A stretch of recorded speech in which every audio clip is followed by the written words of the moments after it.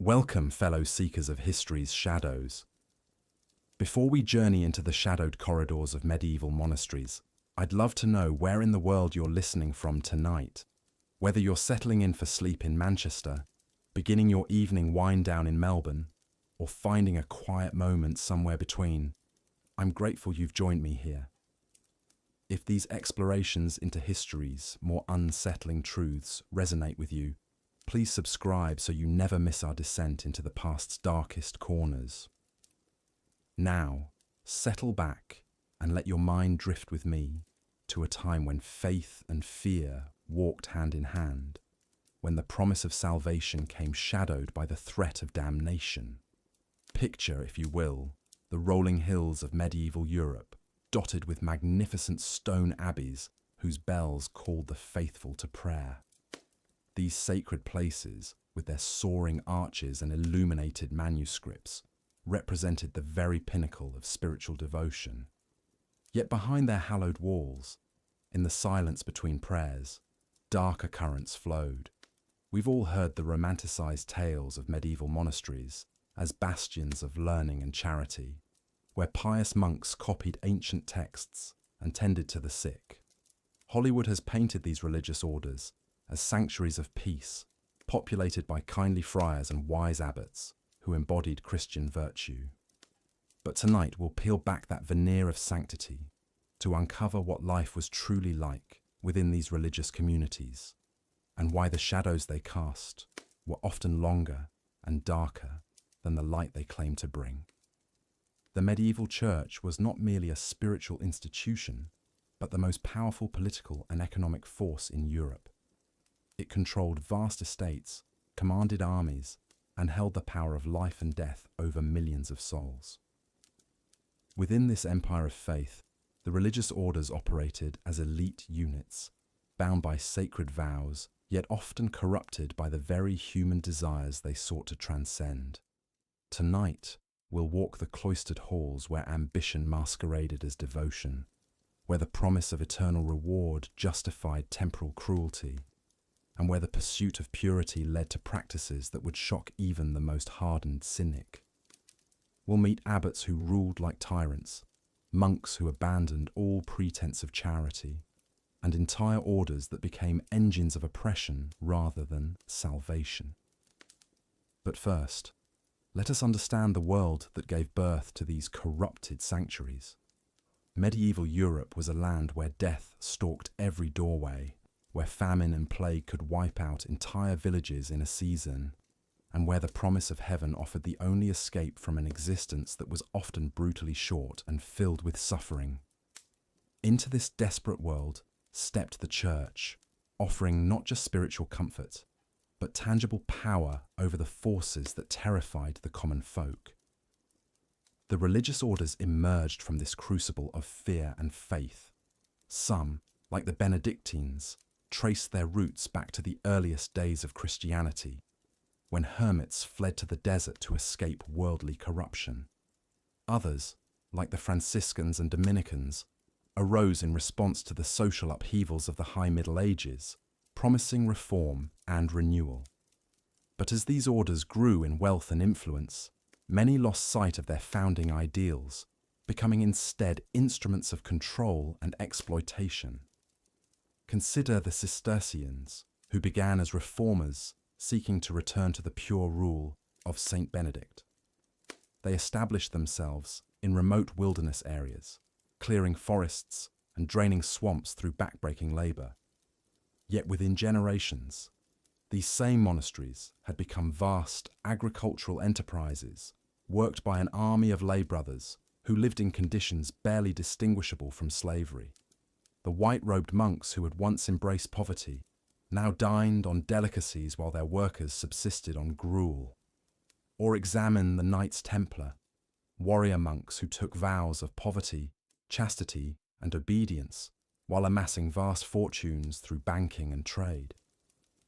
These holy warriors, who claimed to fight for Christ's glory in the Holy Land, became so wealthy and powerful that they posed a threat to kings and popes alike.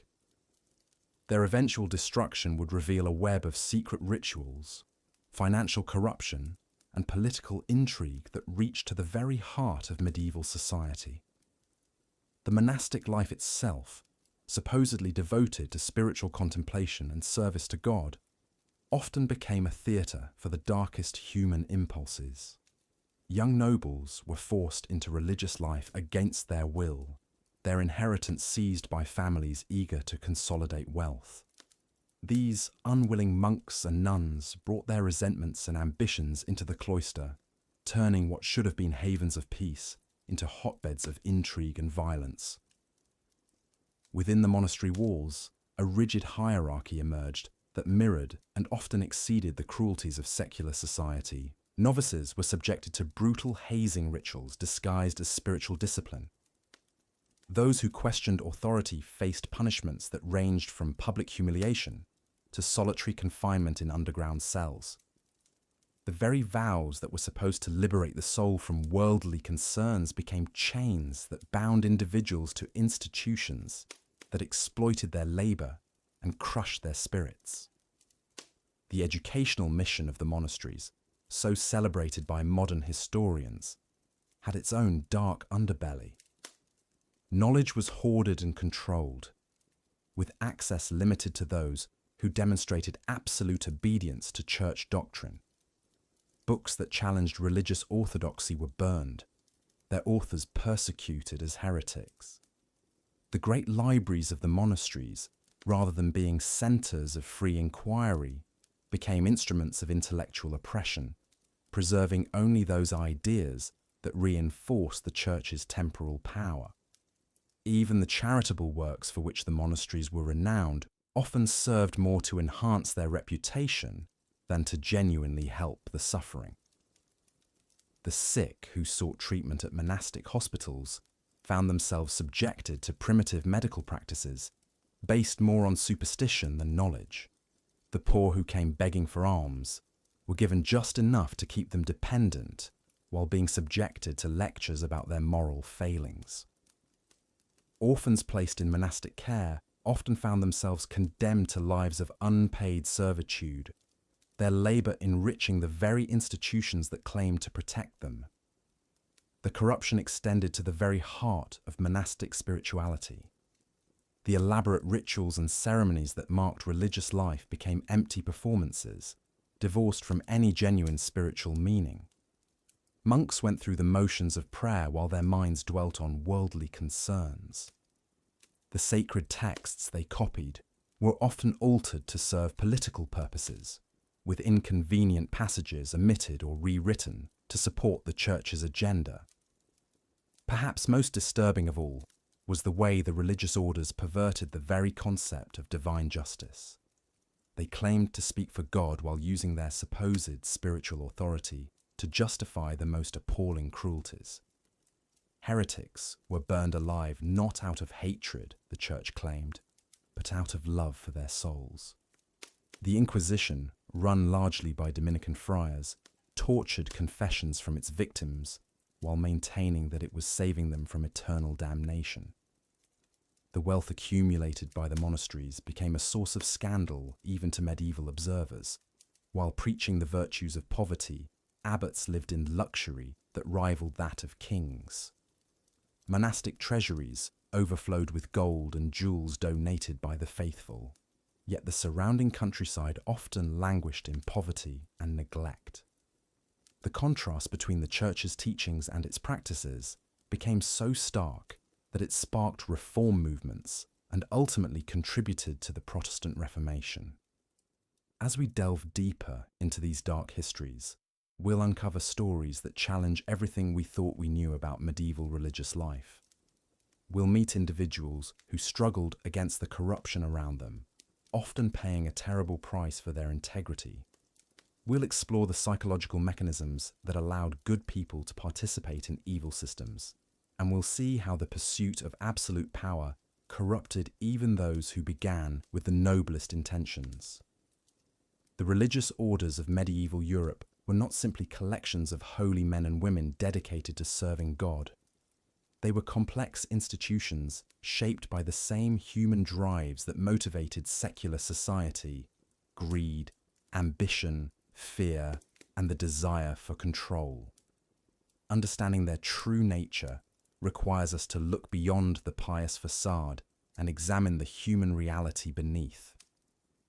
Tonight's journey will take us through monastery gates that opened not onto paradise but onto a world where spiritual authority masked temporal tyranny, where the promise of salvation came at the cost of human dignity, and where the very institutions meant to embody divine love became engines of oppression and exploitation.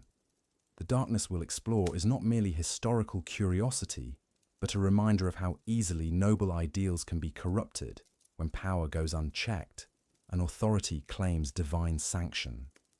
As we prepare to enter this shadowed world, remember that the men and women we'll encounter were products of their time, shaped by beliefs and circumstances we can barely imagine.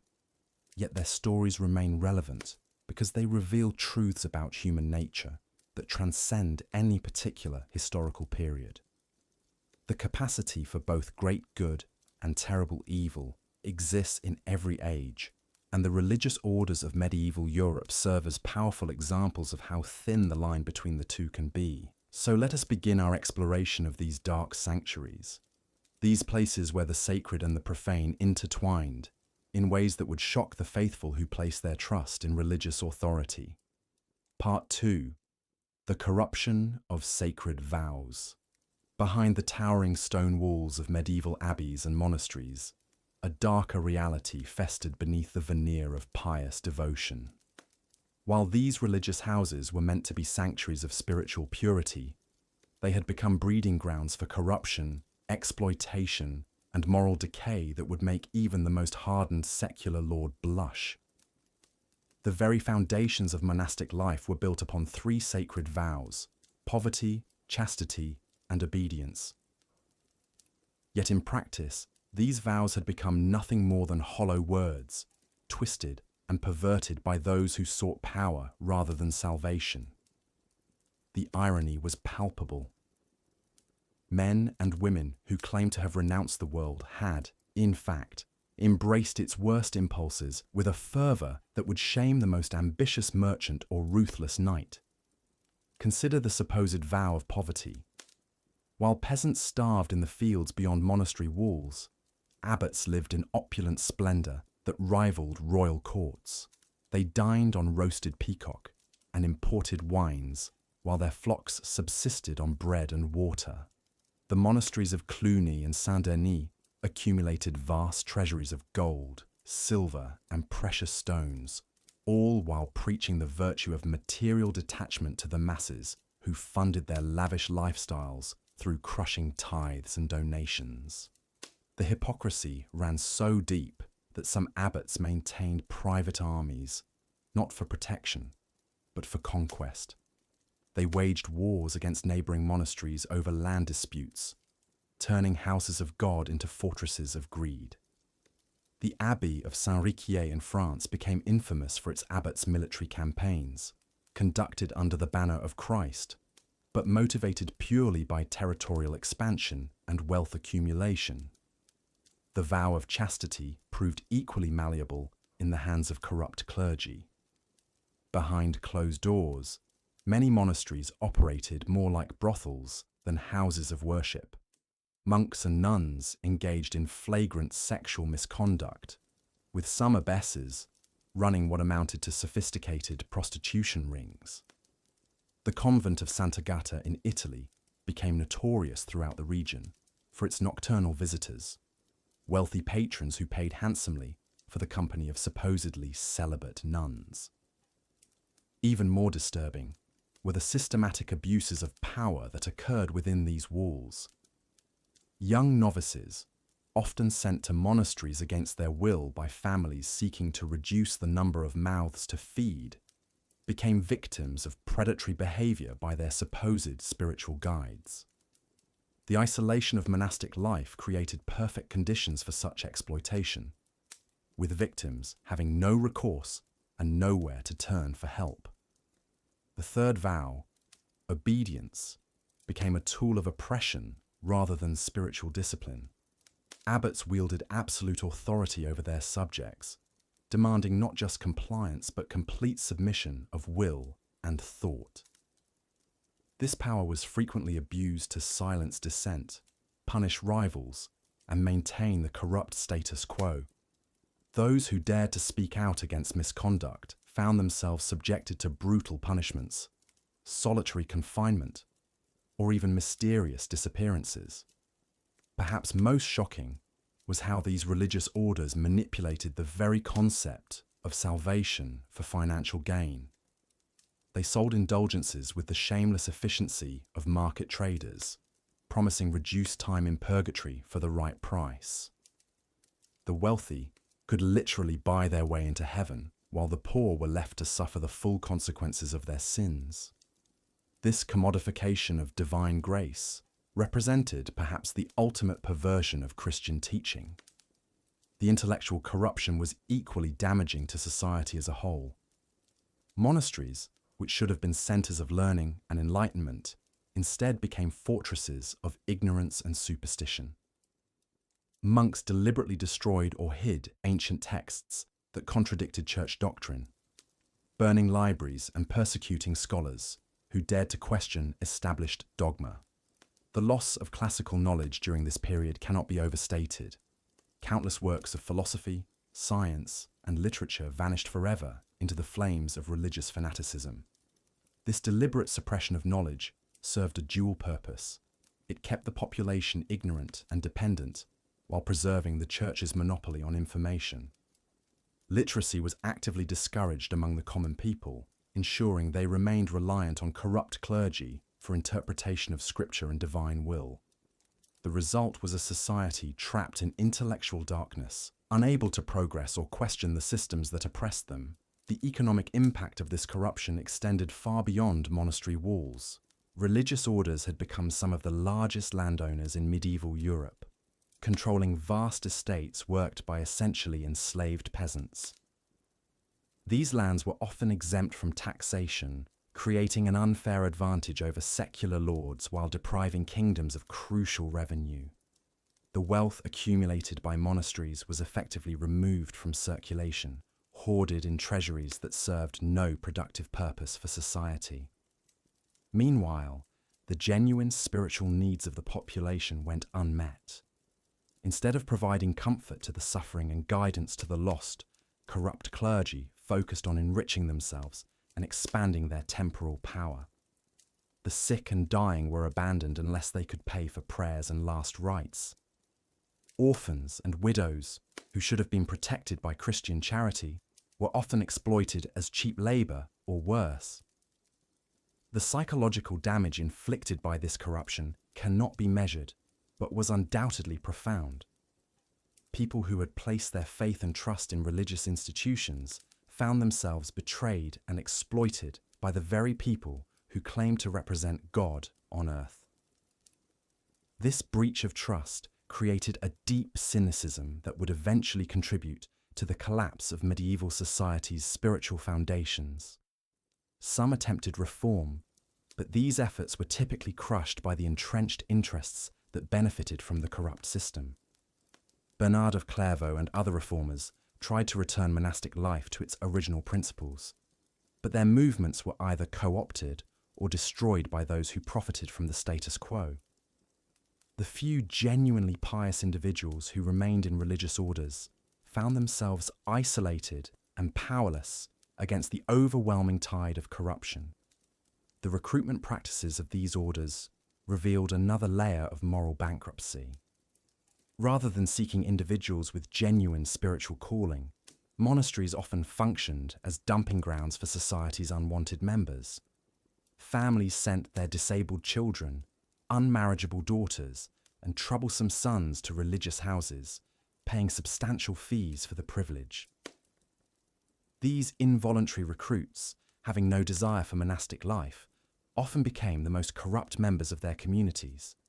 The judicial system within monasteries operated as a parallel legal structure, exempt from secular oversight and accountability. Abbots could imprison, torture, or even execute those under their authority with complete impunity.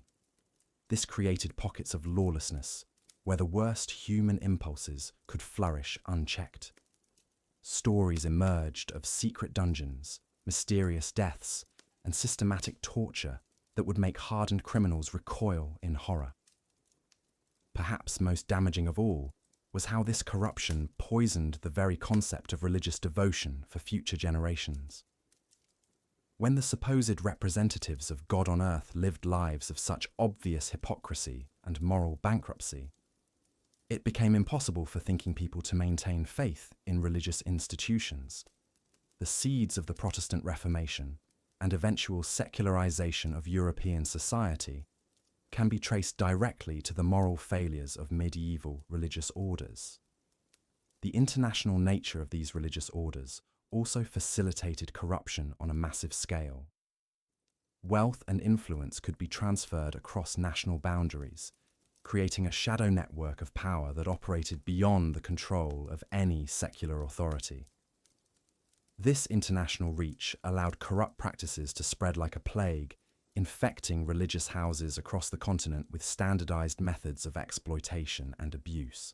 As we reflect on this dark chapter in human history, we must remember that the corruption of medieval religious orders represents more than just historical curiosity. It serves as a stark reminder of what happens when institutions claiming moral authority operate without accountability or transparency.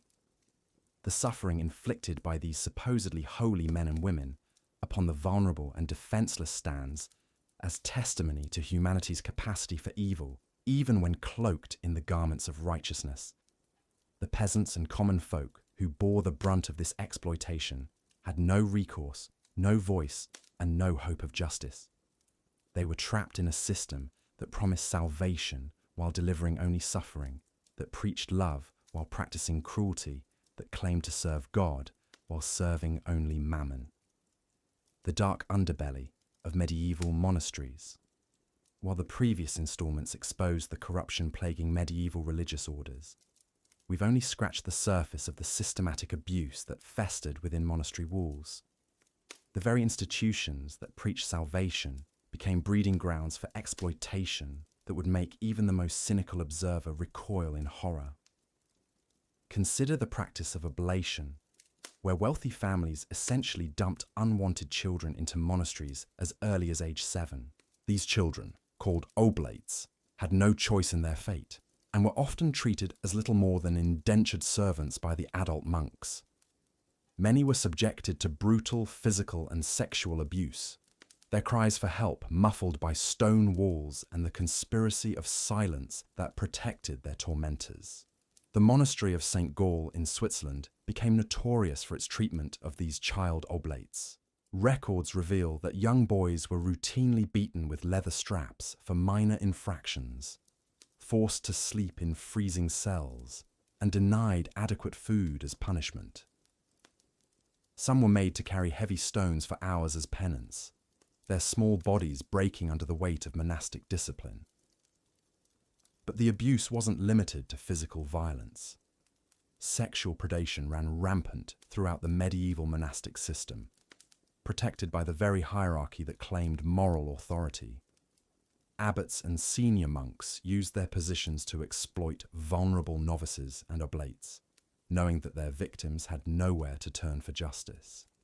The Church's own records, when they bothered to document such incidents at all, reveal a pattern of systematic cover-ups that would span centuries.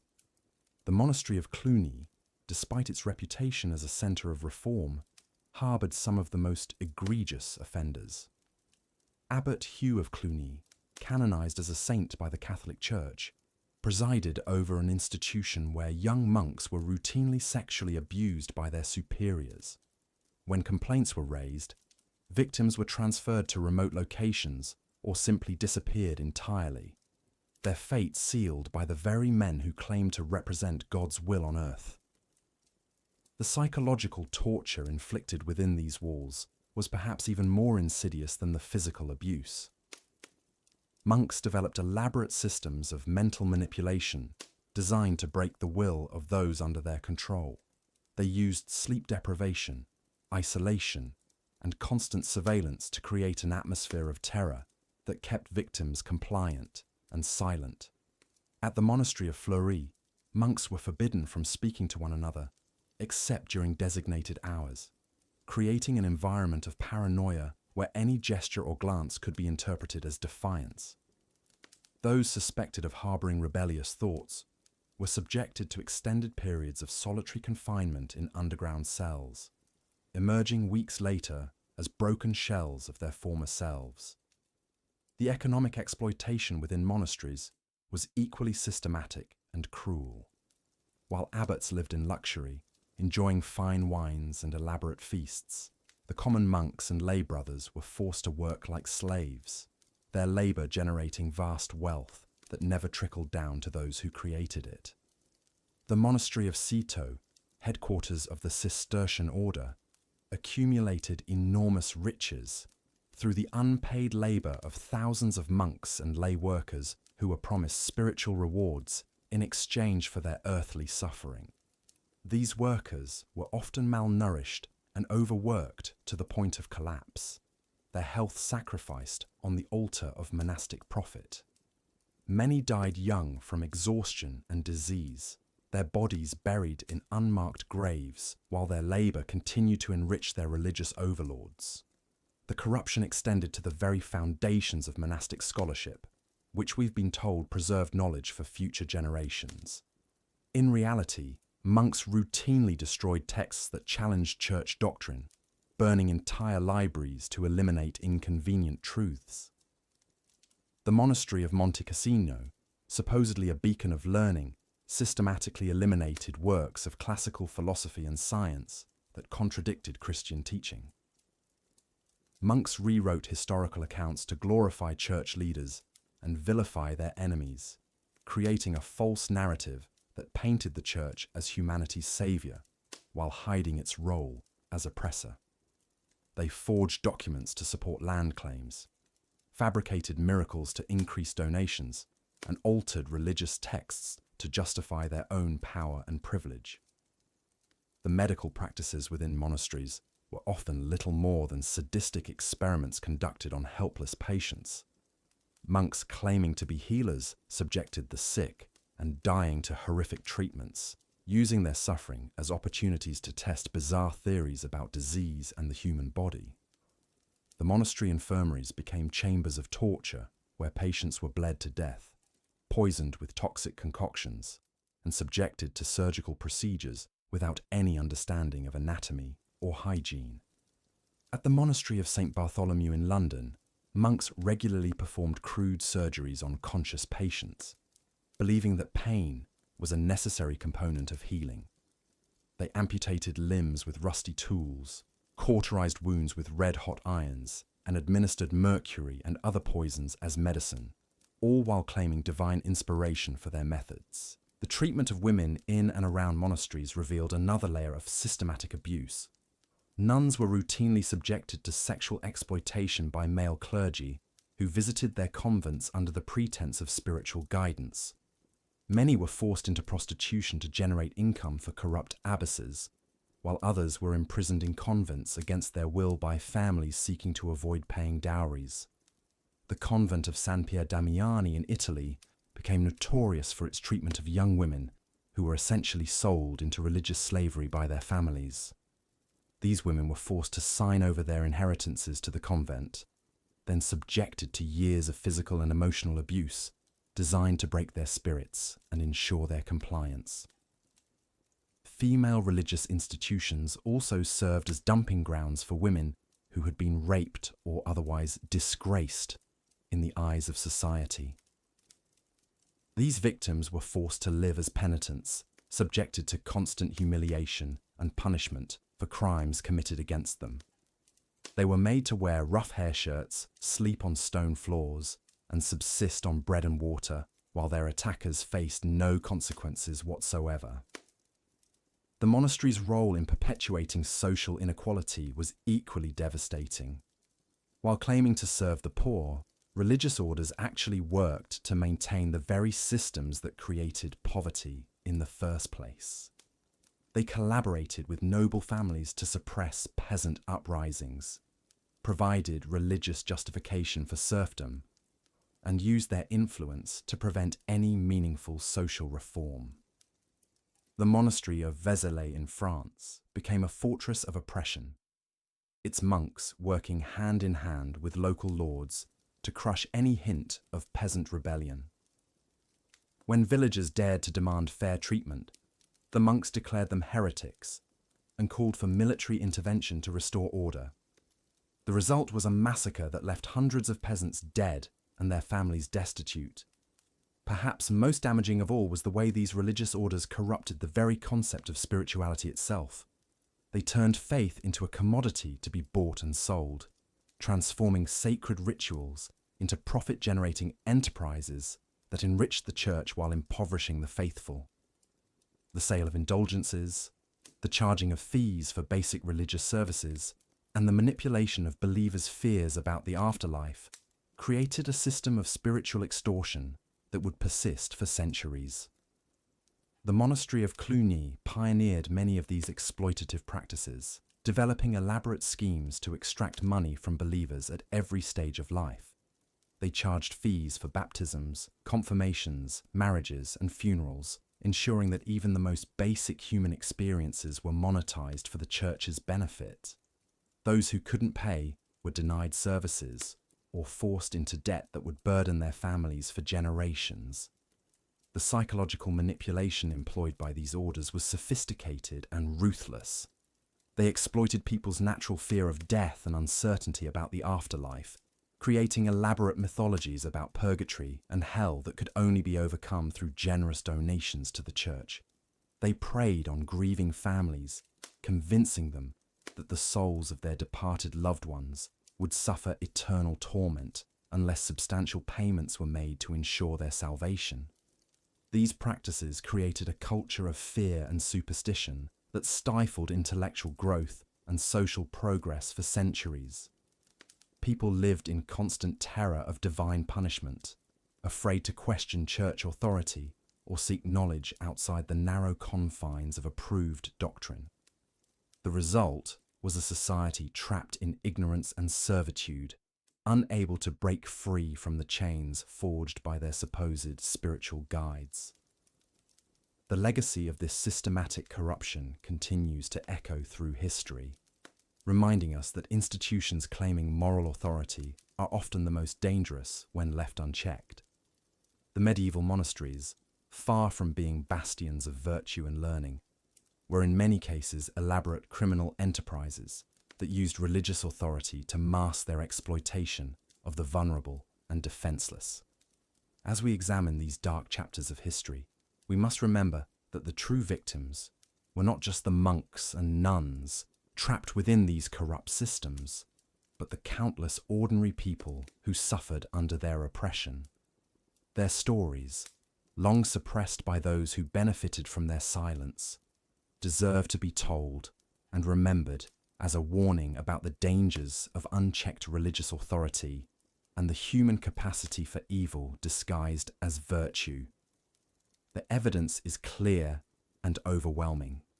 Medieval religious orders, despite their claims of serving God and humanity, were in reality engines of exploitation and abuse that caused immeasurable suffering while enriching themselves at the expense of those they claimed to serve. The weight of shadows, exposing medieval monasteries' hidden corruption. As the morning bells of Cluny Abbey echoed across the Burgundian countryside in the year 1275, Brother Thomas pulled his woolen cowl tighter against the bitter cold and descended into the depths of the monastery's wine cellars. What he discovered there would haunt him for the rest of his days. Barrels upon barrels of the finest vintages, silks from Constantinople hidden beneath rough sacking, and chests overflowing with gold coins bearing the seals of kings and merchants. This was not the poverty that Christ had commanded, nor the humility that Saint Benedict had prescribed. This was the dark reality that festered beneath the sacred vows of medieval religious orders. The monasteries and convents that dotted the European landscape were supposed to be beacons of spiritual purity, centers of learning and charity where monks and nuns devoted their lives to prayer, study, and service to God.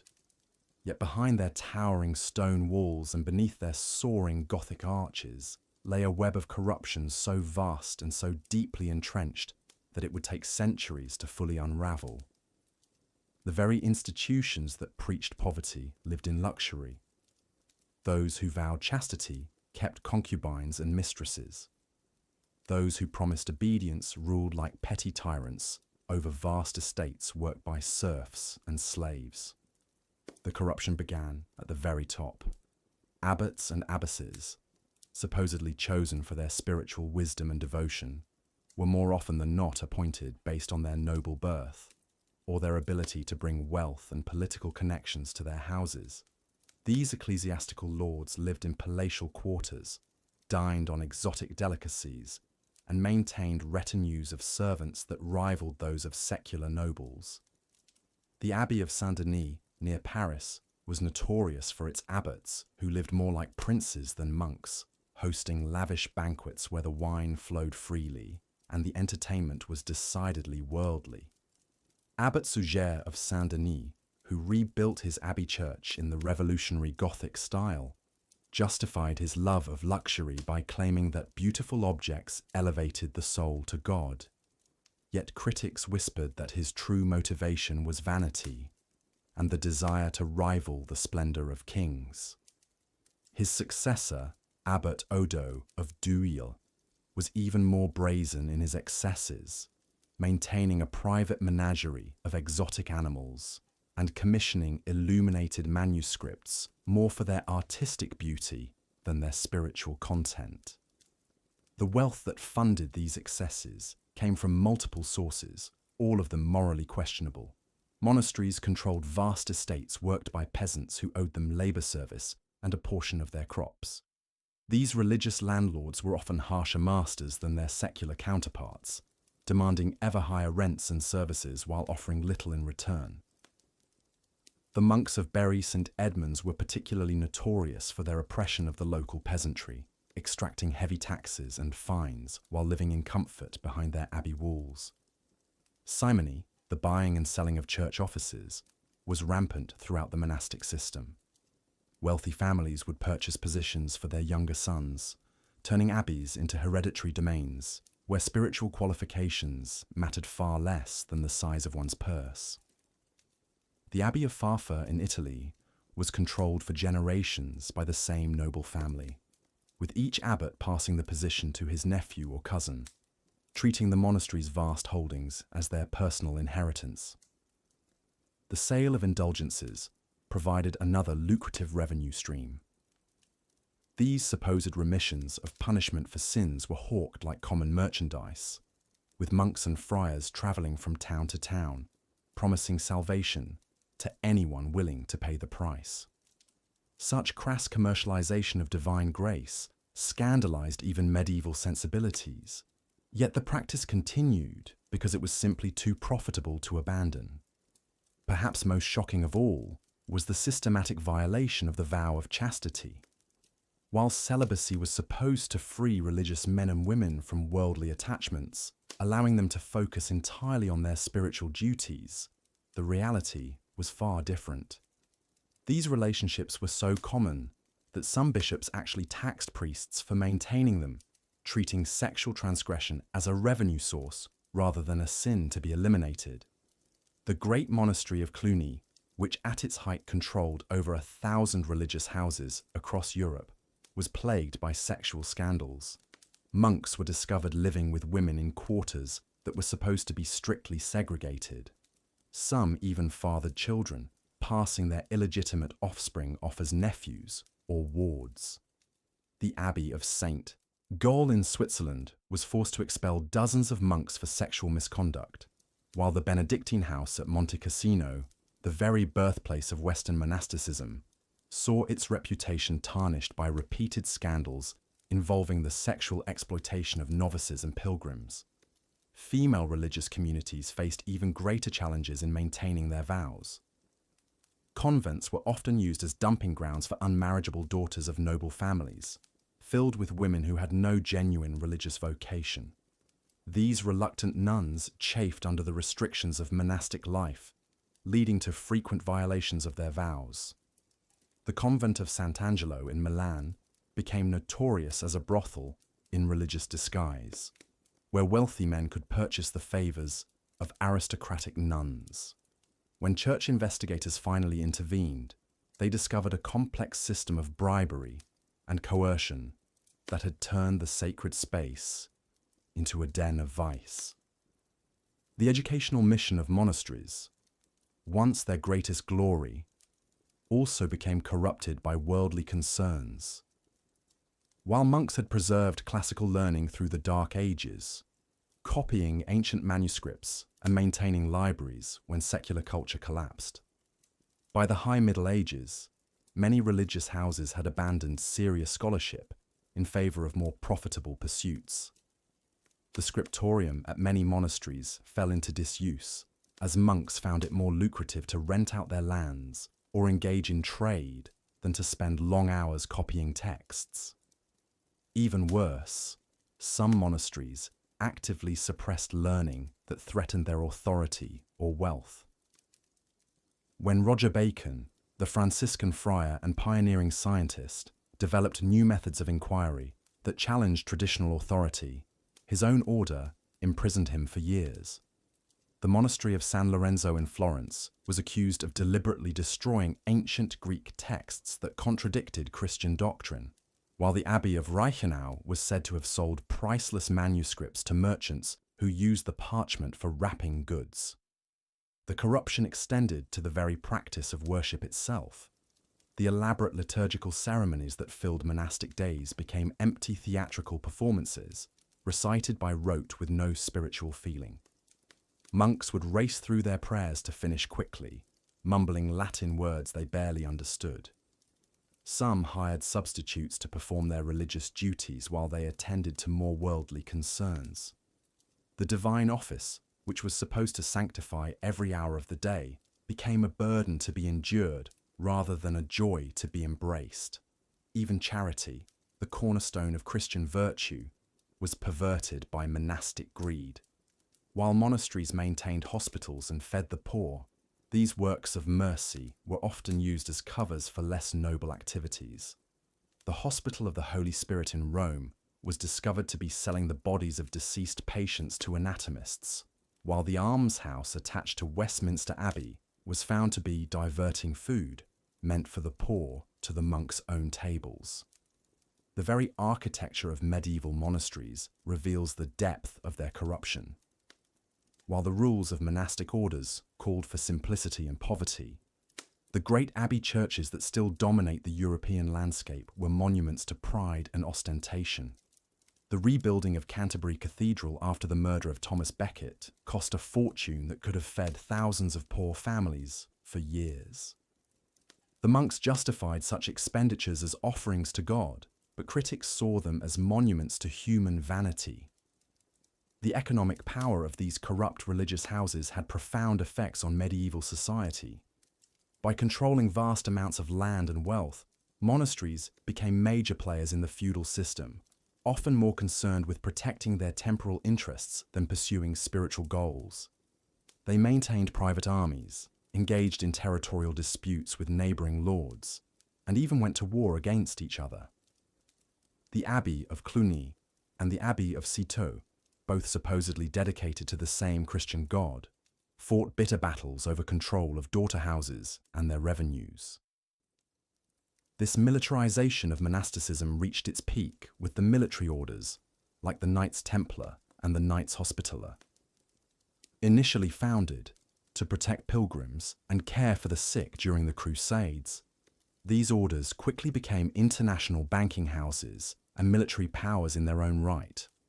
The Templars' vast wealth and secretive practices made them objects of suspicion and envy, ultimately leading to their destruction by King Philip IV of France, who coveted their riches and feared their power. The corruption of medieval religious orders was not merely a matter of individual moral failings, but a systemic problem rooted in the very structure of medieval society. When monasteries became major landholders and political powers, they inevitably became corrupted by the very worldliness they were supposed to reject. The vows of poverty, chastity, and obedience became empty formalities, observed in the breach rather than the practice. Yet even as these dark truths about medieval monasticism come to light, we must remember that not all religious houses fell into such depths of corruption. There were always reformers who tried to return their communities to their original ideals, and there were individual monks and nuns who lived lives of genuine sanctity despite the corruption around them. The Cistercian reform movement of the 12th century attempted to restore monastic simplicity, while figures like Saint Bernard of Clairvaux preached against the excesses of their age. But these reform movements were swimming against a powerful tide. The very success of monasticism as an institution made it vulnerable to the temptations of wealth and power. As night fell over the medieval landscape and the bells of corrupt abbeys called the faithful to prayer, one could only wonder how many of those who answered the call were truly seeking God, and how many were merely going through the motions of a system that had lost its way. The shadows that fell across medieval monasteries were long and dark, stretching from the wine cellars of Cluny to the counting houses of the Templars, from the brothels disguised as convents to the scriptoriums where ancient wisdom was sold for silver. These were institutions that had forgotten their purpose, communities that had lost their way, and souls that had traded eternal rewards for temporal pleasures. In their rise and fall, we see reflected the eternal human struggle between the sacred and the profane, between the call to transcendence and the pull of worldly corruption. The weight of these shadows still lingers today, reminding us that even the most sacred institutions are vulnerable to the corrupting influence of power and wealth. As we close our eyes and drift towards sleep, we might reflect on Brother Thomas, still wandering those dark cellars, bearing witness to the gap between religious ideals and human reality, carrying the burden of knowledge that would forever change his understanding of the holy orders he had once revered. As night deepens across the land and the last embers die in peasant hearths, let us turn our gaze toward the very institution that promised salvation, yet often delivered something far more sinister. The monasteries and convents that dotted the medieval landscape were meant to be beacons of divine light, sanctuaries where the faithful could commune with God through prayer, contemplation, and humble service. Yet within those hallowed walls, behind the chanted psalms and illuminated manuscripts, another story unfolded. A story of corruption so pervasive, of appetites so unchecked, that the very foundations of Christian virtue crumbled beneath the weight of human frailty. For while the peasants we have just witnessed toiled in mud and misery, bound to their lords by chains of servitude, the religious orders that claimed to have renounced worldly pleasures had forged chains of their own, chains of gold and silver, of land and political influence, of secrets that would make even the most hardened sinner recoil in horror. These were not the simple failings of weak flesh that might be forgiven with a few Hail Marys and an act of contrition. These were systematic betrayals of everything the monastic life claimed to represent. In the abbeys and priories scattered across Christendom, where monks and nuns had supposedly taken sacred vows of poverty, chastity, and obedience, a different trinity held sway. Greed, lust, and the ruthless pursuit of temporal power had replaced the gentle teachings of Christ. The very men and women who preached humility to the masses lived in splendor that would make kings envious. They who counseled celibacy indulged in carnal pleasures that scandalized even the most worldly nobles.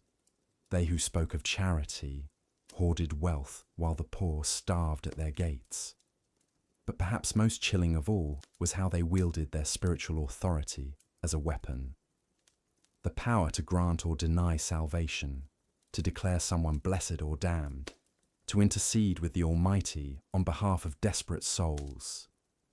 This sacred trust, this most profound responsibility, became nothing more than a tool for manipulation, extortion, and control.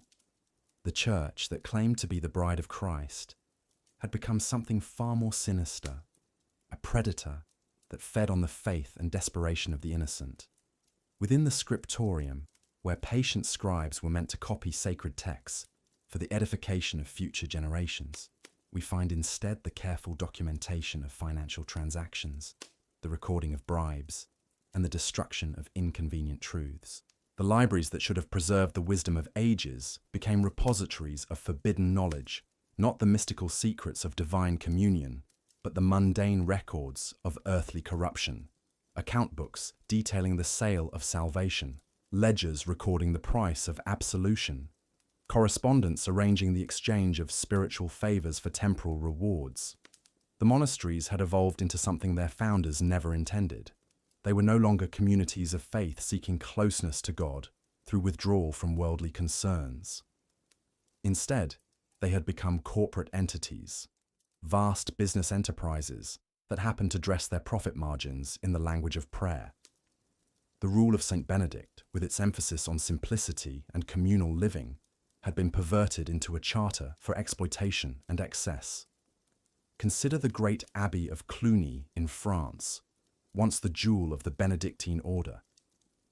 By the height of the Middle Ages, it controlled hundreds of subsidiary monasteries across Europe, commanding resources that rivaled those of kings. The abbot of Cluny lived in apartments that would shame a palace, dining on delicacies imported from across the known world, while his monks grew fat on the labor of peasants who believed their tithes were buying them a place in heaven. The abbey's churches glittered with gold and precious stones, paid for by the desperate offerings of families, hoping to purchase the salvation of deceased loved ones. But material excess was only the beginning. Within the cloisters, where silence and contemplation should have reigned supreme, a different kind of communion was taking place.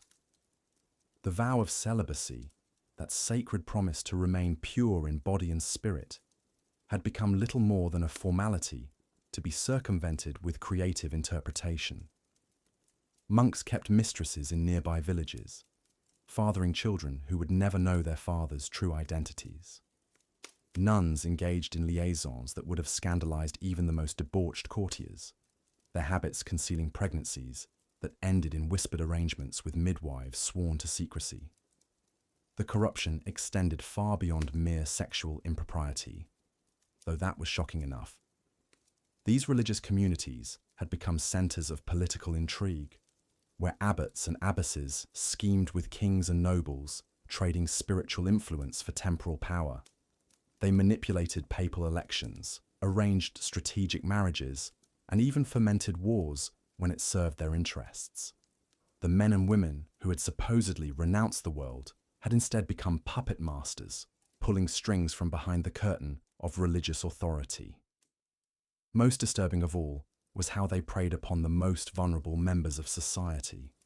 Young children, offered to monasteries by desperate parents who could not afford to feed them, found themselves trapped in institutions that cared nothing for their spiritual welfare. These oblates, as they were called, were subjected to forms of abuse that defied every principle of Christian charity.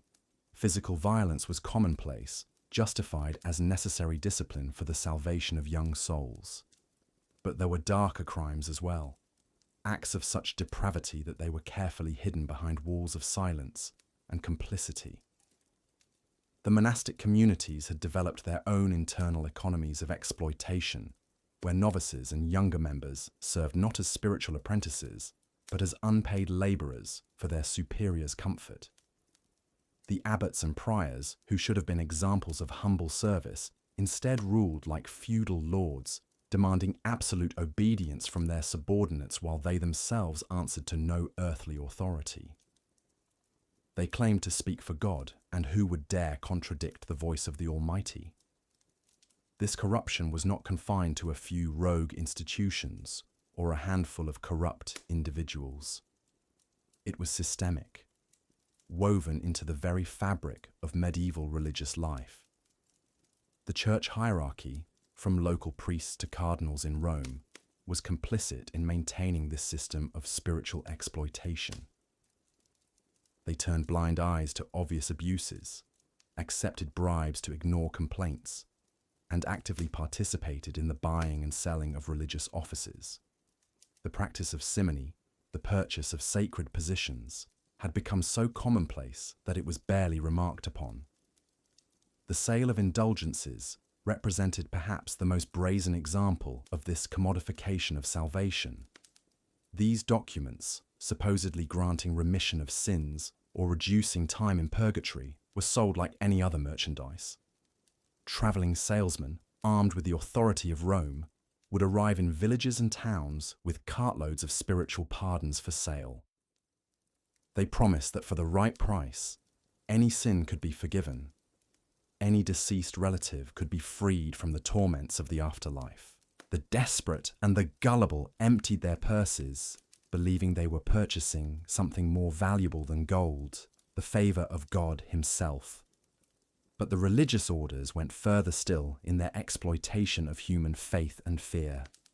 They manufactured relics, claiming that ordinary bones belonged to saints, that fragments of wood came from the true cross, that scraps of cloth had touched the garments of the Virgin Mary.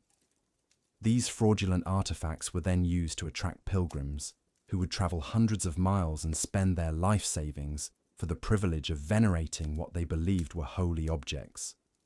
The monasteries that housed these fake relics grew wealthy from the offerings of the faithful, building ever more elaborate shrines to display their counterfeit treasures. The educational mission of the monasteries, once a genuine attempt to preserve and transmit knowledge, had been corrupted as well. Instead of teaching freely and openly, they hoarded information, using their monopoly on literacy and learning to maintain their power over an ignorant populace. They carefully controlled what texts were copied and preserved, ensuring that only those works that supported their authority survived. Dissenting voices were silenced, their writings destroyed, their ideas buried beneath centuries of institutional orthodoxy. Even the practice of charity, that most fundamental Christian duty, had been perverted into a tool of control and manipulation. The monasteries would indeed feed the poor and care for the sick, but always with strings attached. Recipients of monastic charity were expected to show proper deference, to accept whatever treatment they received without complaint, and to spread word of the religious community's generosity. Those who questioned or criticized found themselves cut off from aid, left to starve, or die as examples to others. The very architecture of these religious institutions reflected their corruption. Instead of the simple, humble structures that would befit communities dedicated to poverty and self-denial, the great monasteries and cathedrals rose like monuments to earthly ambition. Their towers reached toward heaven not in humble supplication, but in arrogant assertion of power. Their walls enclosed not communities of prayer, but centers of worldly influence. Their treasuries overflowed not with spiritual riches, but with gold and silver extorted from the faithful. Within the chapter houses where monastic communities were supposed to gather for spiritual discussion and mutual correction, we find instead tribunals where dissent was crushed and conformity enforced through fear and intimidation. Brothers and sisters who dared to question the growing corruption of their communities found themselves accused of heresy, subjected to trials that were mockeries of justice. The very people who should have been their spiritual family became their persecutors, using the tools of religious authority to silence anyone who threatened their comfortable arrangements. The guest houses that were meant to offer hospitality to travelers and pilgrims became centers of espionage and political intrigue. Visitors were carefully observed, their conversations monitored, their loyalties assessed. Information gathered from these supposedly neutral sanctuaries was then sold to the highest bidder, whether king or rebel, pope or anti-pope. The ancient tradition of sanctuary, the promise that religious buildings would offer protection to those in need, was compromised by communities that owed their first loyalty not to God, but to their own temporal interests. Perhaps most tragically, the spiritual life that was supposed to be the heart of monastic existence had withered away entirely in many communities. The hours of prayer became mere formalities, chanted without thought or feeling by men and women whose minds were occupied with worldly concerns. The meditation and contemplation that should have brought them closer to the divine became opportunities to plan their next business venture or political maneuver. The very purpose for which these communities had been founded, the pursuit of holiness and union with God, had been abandoned in favor of pursuits that any secular merchant or nobleman might have envied. The corruption extended even to the most sacred aspects of religious life. The Mass, that central mystery of Christian faith, became a commodity to be bought and sold. Wealthy patrons would pay for hundreds or thousands of masses to be said for their souls or the souls of their relatives, and the monasteries would comply by staging perfunctory ceremonies that satisfied the letter of the contract, while completely ignoring its spiritual intent. Priests would rush through multiple masses in a single day, gabbling the sacred words without meaning or reverence, transforming the most solemn rituals of their faith into assembly line productions designed to maximize profit. The confessional, that sacred space where sinners were supposed to find forgiveness and spiritual guidance, became instead a source of intelligence and blackmail material. Monks and priests who heard the confessions of powerful individuals would carefully remember what they learned, using this information to advance their own interests or those of their institutions. The seal of confession, one of the most sacred obligations of the clergy, was routinely violated when it served their purposes. Penitents who had bared their souls in hope of divine mercy found their secrets used against them by the very people who had promised them absolution. The monastic libraries, those repositories of knowledge and wisdom that should have been treasures for all humanity, were deliberately kept from those who could have benefited most from their contents. Rare medical texts that could have saved lives were locked away while people died of treatable diseases. Historical chronicles that could have provided important lessons for rulers were hidden while kingdoms fell to preventable mistakes. Scientific treatises that could have advanced human understanding were suppressed while ignorance and superstition flourished. The monasteries had become not guardians of knowledge, but its jailers, hoarding information like any other valuable commodity. Even death, that final equalizer that should have reminded these religious communities of their mortality and the vanity of earthly pursuits, became another opportunity for exploitation. The wealthy were promised elaborate funeral rites and eternal prayers for their souls in exchange for generous bequests to the monastery. The poor, meanwhile, were buried in unmarked graves with minimal ceremony, their souls apparently less worthy of divine attention. The promise of Christian equality before God was revealed as a lie, with salvation itself available only to those who could afford the appropriate fee. The young people who entered these communities seeking spiritual fulfillment found instead a system designed to break their spirits and exploit their labor. Novices were subjected to harsh physical punishments for minor infractions, their wills systematically crushed until they became compliant tools of their superiors. Those who showed talent or intelligence were either corrupted into participation in the system's crimes or driven out entirely.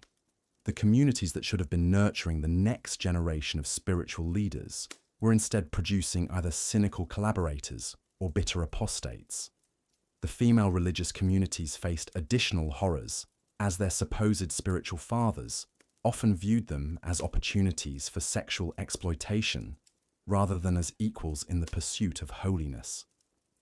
Abbesses, who should have protected their charges, instead delivered them to the lusts of corrupt clergy.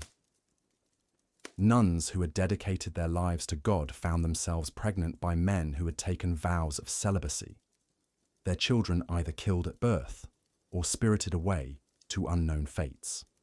The convents that should have been havens of purity became something closer to high-class brothels, their inhabitants trapped by their vows and their lack of alternatives. The very charity that was supposed to be the hallmark of Christian communities became a tool of oppression and control. Monasteries would indeed care for the poor and sick, but always in ways that reinforced the existing social order and their own authority. They taught the poor to be grateful for whatever scraps they received, to accept their lot in life as God's will, and to look forward to rewards in the afterlife rather than seeking justice in this one. The radical message of Christ, with its emphasis on lifting up the downtrodden and challenging the powerful, was carefully edited and sanitized until it supported rather than threatened the status quo. As we contemplate these dark truths about medieval religious life, we must remember that these were not isolated incidents or the actions of a few bad actors. This corruption was institutional, systematic, and deliberate. It represented a fundamental betrayal of everything that religious life was supposed to represent. The men and women who should have been exemplars of virtue and holiness had instead become some of the most corrupt and exploitative members of medieval society. Yet perhaps the most tragic aspect of this corruption was how it affected the genuine faith of ordinary people. The peasants and townspeople, who looked to the church for spiritual guidance and moral leadership, found themselves betrayed by the very institutions they trusted most. Their sincere devotion was exploited, their desperate hope for salvation was commodified, and their trust was repaid with deception and abuse. The corruption of the religious orders represented not just a failure of individual morality, but a systematic destruction of the spiritual foundations upon which medieval society was built. The legacy of this corruption would echo through the centuries, undermining faith in religious institutions and contributing to the great upheavals that would eventually reshape European society. The seeds of the Protestant Reformation were planted in the fields of monastic corruption, watered by the tears of the exploited faithful, and fertilized by the accumulated grievances of generations who had been betrayed by those who claimed to speak for God. And so, as the bells of Compline ring out across the darkened landscape, calling the religious communities to their final prayers of the day, we cannot help but wonder what kind of prayers are really being offered in those candlelit chapels. Are they genuine expressions of faith and devotion, or merely another empty ritual performed by men and women whose hearts have been hardened by greed and whose souls have been corrupted by power? The twisted world of medieval religious orders runs far deeper than most dare to imagine. While we've exposed the corruption that festered within monastery walls, the tentacles of this darkness reached into every corner of society, choking the life from those who sought genuine spiritual refuge. You see, the very foundations of monastic life had become a breeding ground for the most heinous forms of exploitation. Young oblates, children as young as 7 years old, were essentially sold into these institutions by desperate or ambitious families. These innocent souls became playthings for depraved abbots and senior monks who viewed their positions not as sacred trusts, but as licenses for unspeakable cruelty. The corruption was systematic, methodical, and utterly merciless. Monasteries developed elaborate networks for trafficking these children between institutions, ensuring that their crimes remained hidden from the outside world. Documents from the period when they survive hint at the unthinkable. Records speak of special punishments administered behind closed doors, of novices who mysteriously disappeared during the night, and of hushed payments made to families who dared to ask too many questions. But the physical abuse was only the beginning. These religious orders perfected psychological torment into an art form. They would deliberately separate children from any remaining family connections, then systematically break down their sense of self through starvation, sleep deprivation, and constant terror. The goal was to create completely compliant victims who would never dare to speak of what they endured.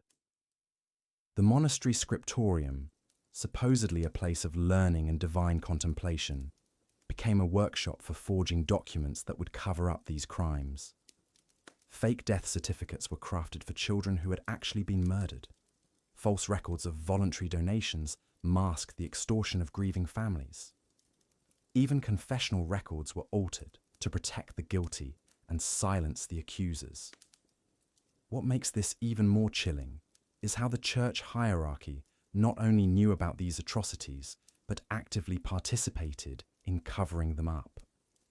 Bishops would routinely transfer known predators to new monasteries, giving them fresh hunting grounds. Papal legates carried sealed instructions that essentially granted immunity to certain high-ranking clergy in exchange for political favours and financial contributions to Rome. The economic machinery of this corruption was breathtakingly vast.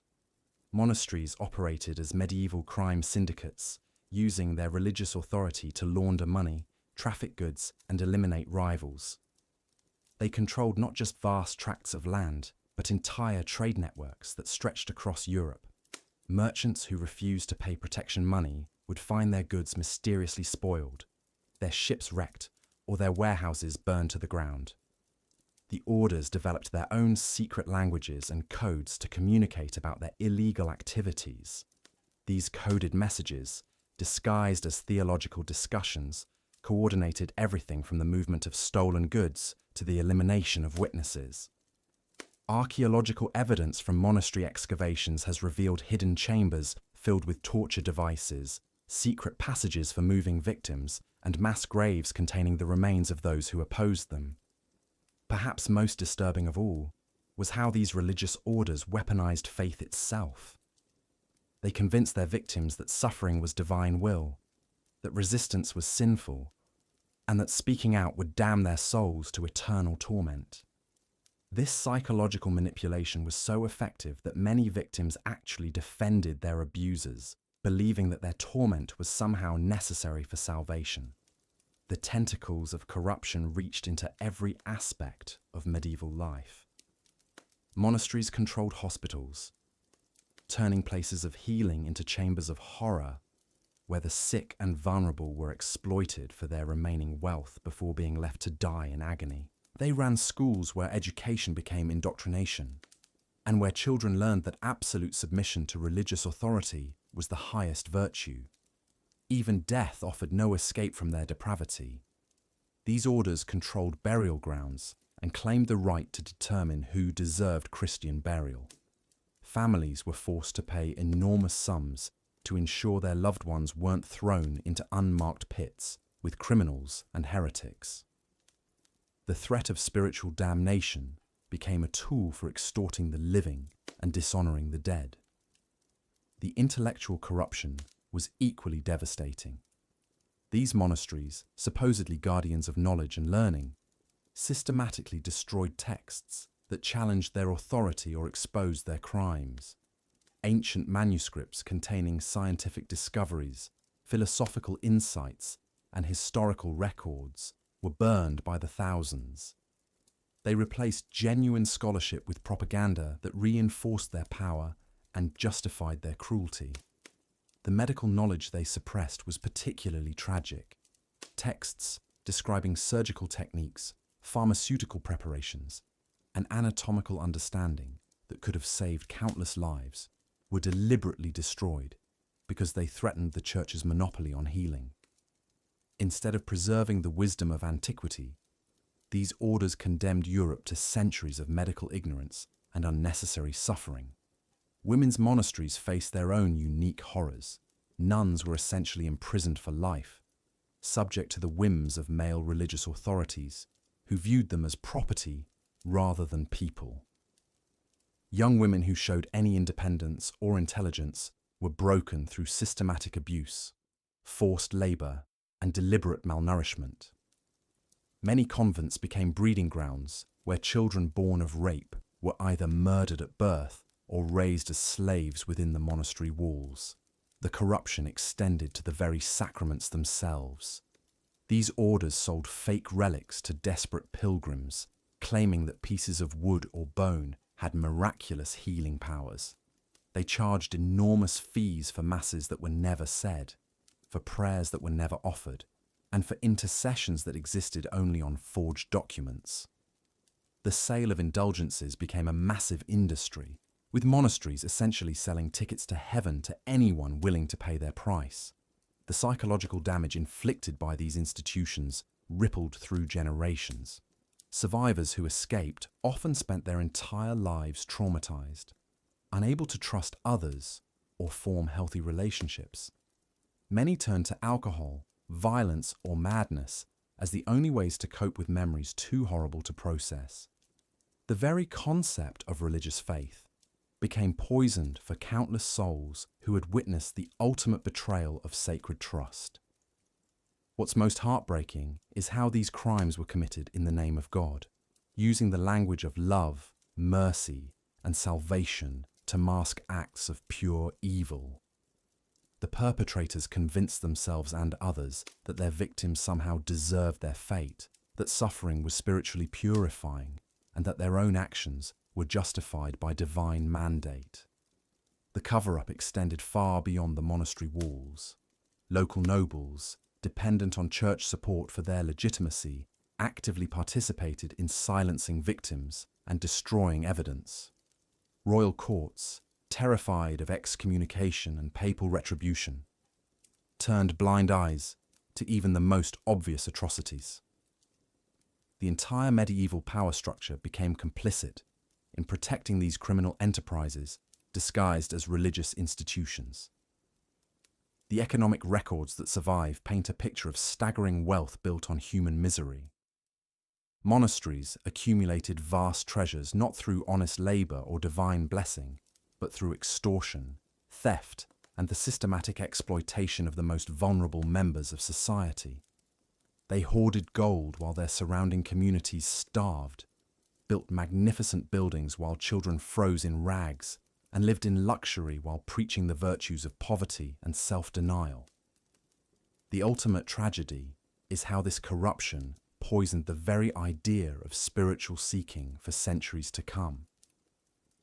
People who genuinely sought connection with the divine found themselves trapped in systems designed to exploit their faith, their vulnerability, and their desperate hope for meaning in a brutal world.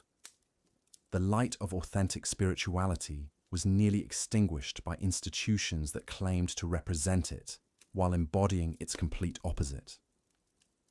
This dark legacy cast shadows that stretched far beyond the medieval period, influencing the development of religious institutions, social structures, and human relationships for generations. The scars left by these betrayals of trust created cycles of cynicism, violence, and spiritual emptiness that continue to echo through history. Understanding this darkness isn't about condemning faith itself, but about recognizing how power, when unchecked by genuine accountability, can corrupt even the most sacred institutions.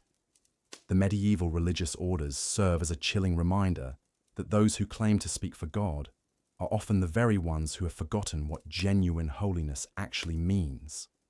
The true measure of their evil lies not just in the specific crimes they committed, but in how they systematically destroyed the possibility of authentic spiritual community for countless souls who deserved so much better. The power of the Catholic Church permeated every aspect of medieval Scottish life, but beneath the gilded vestments and sacred rituals lay a festering corruption that would make even the most hardened soul recoil in disgust. While priests preached of poverty and humility from their pulpits, they gorged themselves on the finest meats and wines, their bellies swollen with gluttony as peasants starved outside the monastery walls. The very men who claimed to speak for God had transformed his house into a den of thieves, where salvation could be purchased like a loaf of bread and sins absolved for the right price. In the shadowy corridors of Scottish abbeys, monks who had sworn vows of chastity kept mistresses and fathered bastard children, their appetites as voracious as their greed. The Abbot of Melrose, a man whose very name should have inspired reverence, was known throughout the borders for his collection of young boys, whom he claimed were merely serving God in special ways. When accusations arose, they were swiftly buried beneath threats of excommunication and eternal damnation. The church had become a predator's paradise, where the most vulnerable souls were delivered directly into the hands of those who would devour them. These holy men dealt in flesh as readily as they dealt in forgiveness. the sale of indulgences became a grotesque marketplace where the wealthy could purchase their way into heaven, while the poor were condemned to suffer for eternity. Bishop William Sinclair of Dunkeld amassed a fortune that would make kings envious, selling papal pardons like a merchant hawking his wares at market. He built himself a palace that rivaled any noble's castle, complete with gold-encrusted chalices and silk tapestries imported from the Holy Land, all funded by the desperate pennies of those seeking salvation. The monasteries themselves had become little more than elaborate brothels disguised as houses of worship. The prior of St. Andrew's was infamous for hosting elaborate feasts where roasted peacocks and rivers of wine flowed freely, while outside the gates, plague victims rotted in the streets. These supposed men of God had forgotten the very teachings they claimed to uphold, transforming Christ's message of love and compassion into a weapon of oppression and exploitation. Even more disturbing were the ritualistic practices that occurred behind closed doors. The Order of St. John in Scotland was rumoured to engage in ceremonies that bore more resemblance to pagan rites than Christian worship. Initiates spoke in hushed whispers of midnight gatherings where sacred relics were defiled and unholy oaths were sworn in blood. The line between devotion and blasphemy had become so blurred that many questioned whether these men served God or something far more sinister. The Church's treatment of women was particularly vile. Nuns who had dedicated their lives to serving the divine were routinely violated by the very priests who claimed authority over them. The convent of North Berwick became notorious as a place where young women disappeared into the night. Their bodies later found floating in the Forth with strange markings carved into their flesh. When families demanded answers, they were told their daughters had been called to serve God in mysterious ways that mortal minds could not comprehend. Perhaps most shocking of all was the Church's involvement in the slave trade. While publicly condemning the practice, Scottish monasteries secretly purchased and sold human beings like cattle, branding them with holy symbols to mark their ownership. The Cistercian Abbey of Dundrennan maintained vast networks of human trafficking, shipping Scottish peasants to work in their foreign holdings while importing exotic slaves to serve in their Scottish establishments. The irony was lost on no one except the perpetrators themselves. The corruption extended to the very sacraments that form the foundation of Christian faith. Priests would deliberately botch baptisms, ensuring that infants would be condemned to limbo unless their families paid additional fees for proper ceremonies. Marriages were annulled and reformed based on the size of bribes rather than any legitimate theological grounds. Even the last rites were perverted, with dying souls forced to surrender their earthly possessions to secure passage to the afterlife. The papal representatives who visited Scotland were no better than the local clergy they supposedly supervised. Cardinal Beaton lived in such opulent splendour that his household expenses exceeded those of the Scottish crown itself. He maintained a harem of concubines, each more beautiful than the last, while claiming to be wedded only to the Church. His dinner parties were legendary for their excess, featuring entertainment that would have made Roman emperors blush with shame. The monasteries had become centres of learning only in the most twisted sense, as monks studied not theology, but the dark arts of manipulation and control. They perfected techniques of psychological torture, disguised as spiritual guidance, breaking the minds of those who dared question their authority.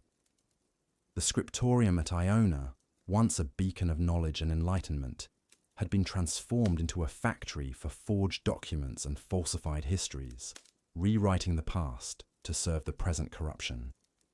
Even the holy relics that drew pilgrims from across Europe were nothing more than elaborate frauds. The supposed bones of saints were often the remains of criminals and heretics, blessed by corrupt priests and sold to the highest bidders. The Holy Rood of Scotland, claimed to contain a fragment of Christ's cross, was revealed by a courageous monk to be nothing more than common oak wood soaked in pig's blood. When this truth emerged, The monk was found dead in his cell, apparently having taken his own life in a fit of remorse. The tithing system had evolved into a sophisticated extortion racket that would make modern criminals envious. Families were forced to surrender not just their crops and livestock, but their daughters and sons as well. Young men disappeared into monastery walls, never to be seen again, while their families were told they had been chosen for special service to God.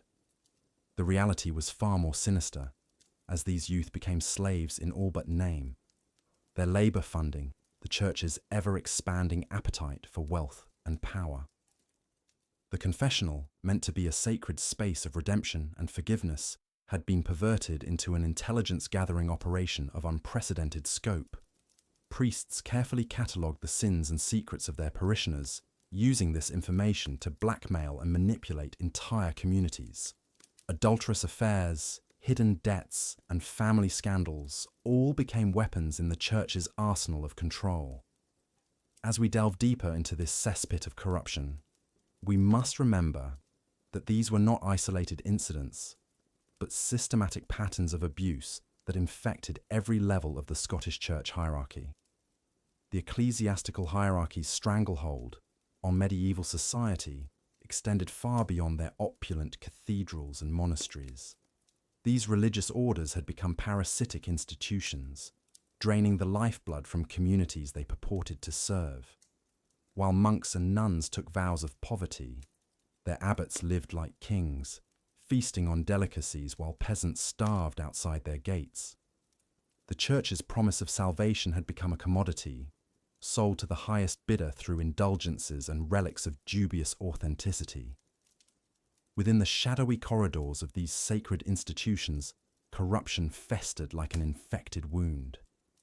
Abbacies sold positions to wealthy families, ensuring their daughters could live lives of leisure disguised as devotion. Monks abandoned their cells for taverns, their prayers replaced by drunken revelry. The confessional became a marketplace where sins could be absolved for the right price, and where priests gathered intelligence to blackmail the powerful. These holy men and women, who should have been beacons of moral guidance, instead preyed upon the desperate and vulnerable. The monastic libraries, supposedly repositories of divine knowledge, were carefully curated to suppress any ideas that might threaten church authority. Manuscripts containing scientific discoveries or philosophical treatises that questioned orthodox doctrine were hidden away or destroyed entirely. The church controlled not just what people believed, but what they were allowed to know. This intellectual tyranny kept society trapped in ignorance, while the clergy hoarded knowledge like dragons guarding treasure. Perhaps most disturbing was the church's systematic exploitation of children. Orphans brought to monasteries were often used as unpaid labourers, forced to work in dangerous conditions while being told they should be grateful for the church's charity. Young novices faced brutal physical punishment for the slightest infractions, their spirits broken by those who claimed to serve a loving God. The church preached compassion while practicing cruelty, creating a generation of traumatized souls who would carry these wounds for life. The sacred vows that defined religious life became meaningless gestures, broken as easily as they were made. Celibate priests fathered children with village women, then abandoned them to avoid scandal. Nuns engaged in elaborate schemes to smuggle lovers into their convents, turning houses of prayer into dens of deception. The vow of obedience was perverted into a tool of oppression, silencing victims who dared to speak against their superiors. These weren't isolated incidents, but systemic failures that revealed the rotting foundation beneath the church's gilded exterior. Economic exploitation reached staggering proportions as religious orders accumulated vast estates through manipulation and fraud. They would target dying nobles, pressuring them to donate their lands to secure their soul's salvation. Widows were coerced into surrendering their inheritances, leaving their children destitute while enriching already wealthy monasteries.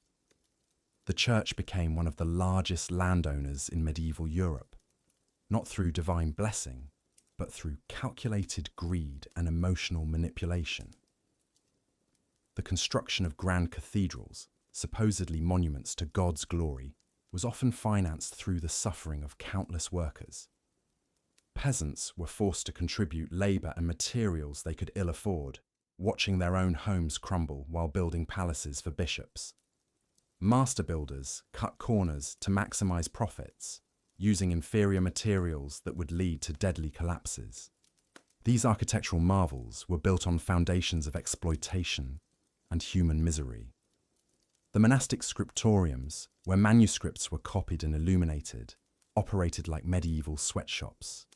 Scribes worked in poor lighting that damaged their eyesight, hunched over desks that crippled their spines, all while being paid a pittance for their skilled labour. The beautiful books they created were sold for enormous profits, enriching the monasteries while the actual creators lived in poverty. Many scribes developed serious health problems from the toxic inks and pigments they used daily. But their suffering was considered a necessary sacrifice for the church's greater glory. Even the church's charitable works were tainted by ulterior motives. Hospitals run by religious orders often provided substandard care, viewing patients as opportunities for conversion rather than human beings deserving compassion. The sick were subjected to brutal treatments based on religious superstition rather than medical knowledge. Those who questioned these practices or sought alternative treatments were branded as heretics, facing excommunication or worse.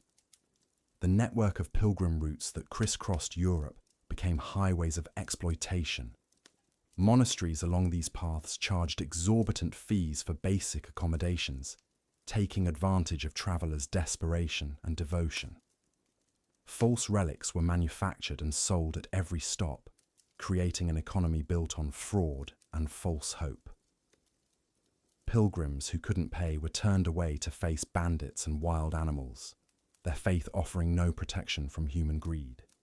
Religious orders also played a sinister role in political machinations, selling their influence to the highest bidder.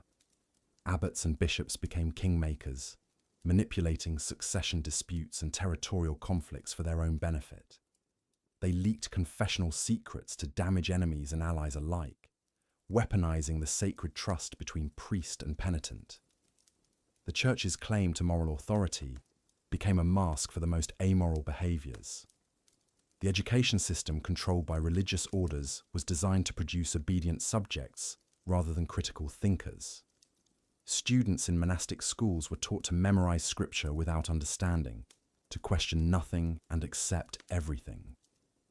Those who showed intellectual curiosity were either crushed into submission or recruited into the church's machinery of control. The brightest minds of the medieval period were either silenced or corrupted by an institution that feared independent thought. Women suffered particularly under the church's oppressive system. Convents that promised sanctuary often became prisons where women were confined against their will.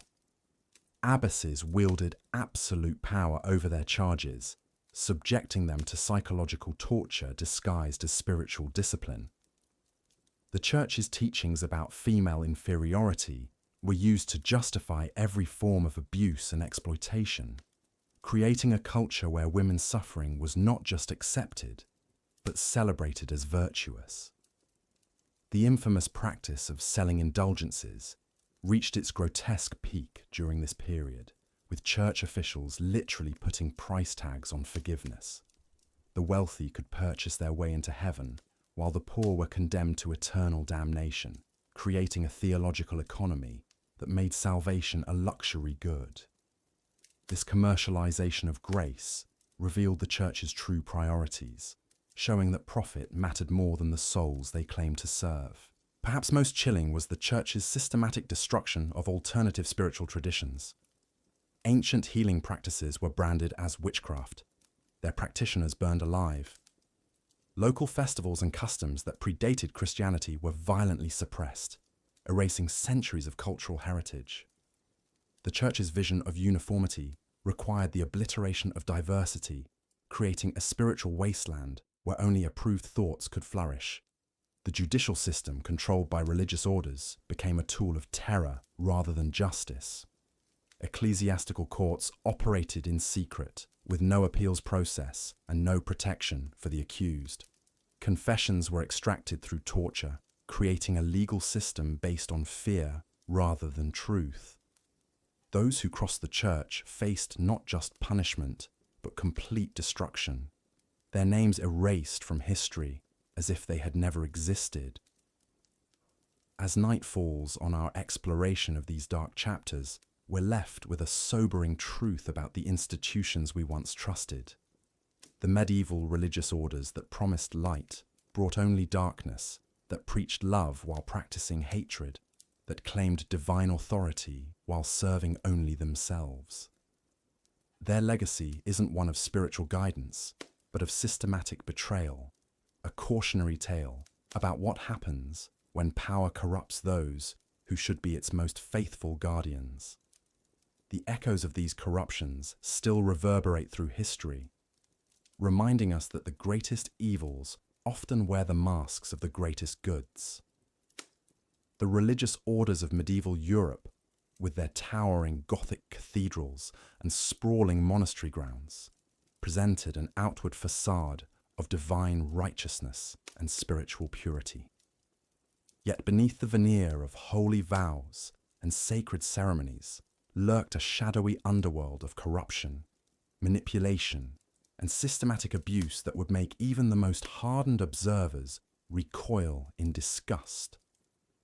While monks and nuns pledged themselves to lives of poverty, chastity, and obedience, the reality within monastery walls told a far different story.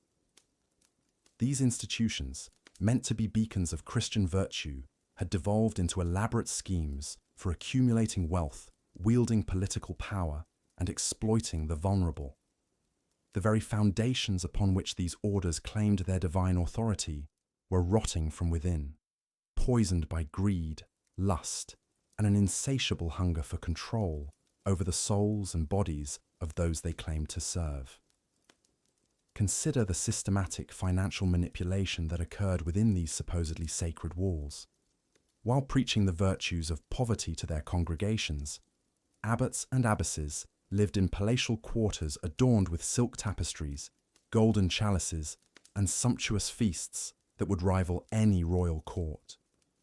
They extracted crushing tithes from peasant families already struggling to survive, demanding payment in grain, livestock, and labor, while their own granaries overflowed with abundance.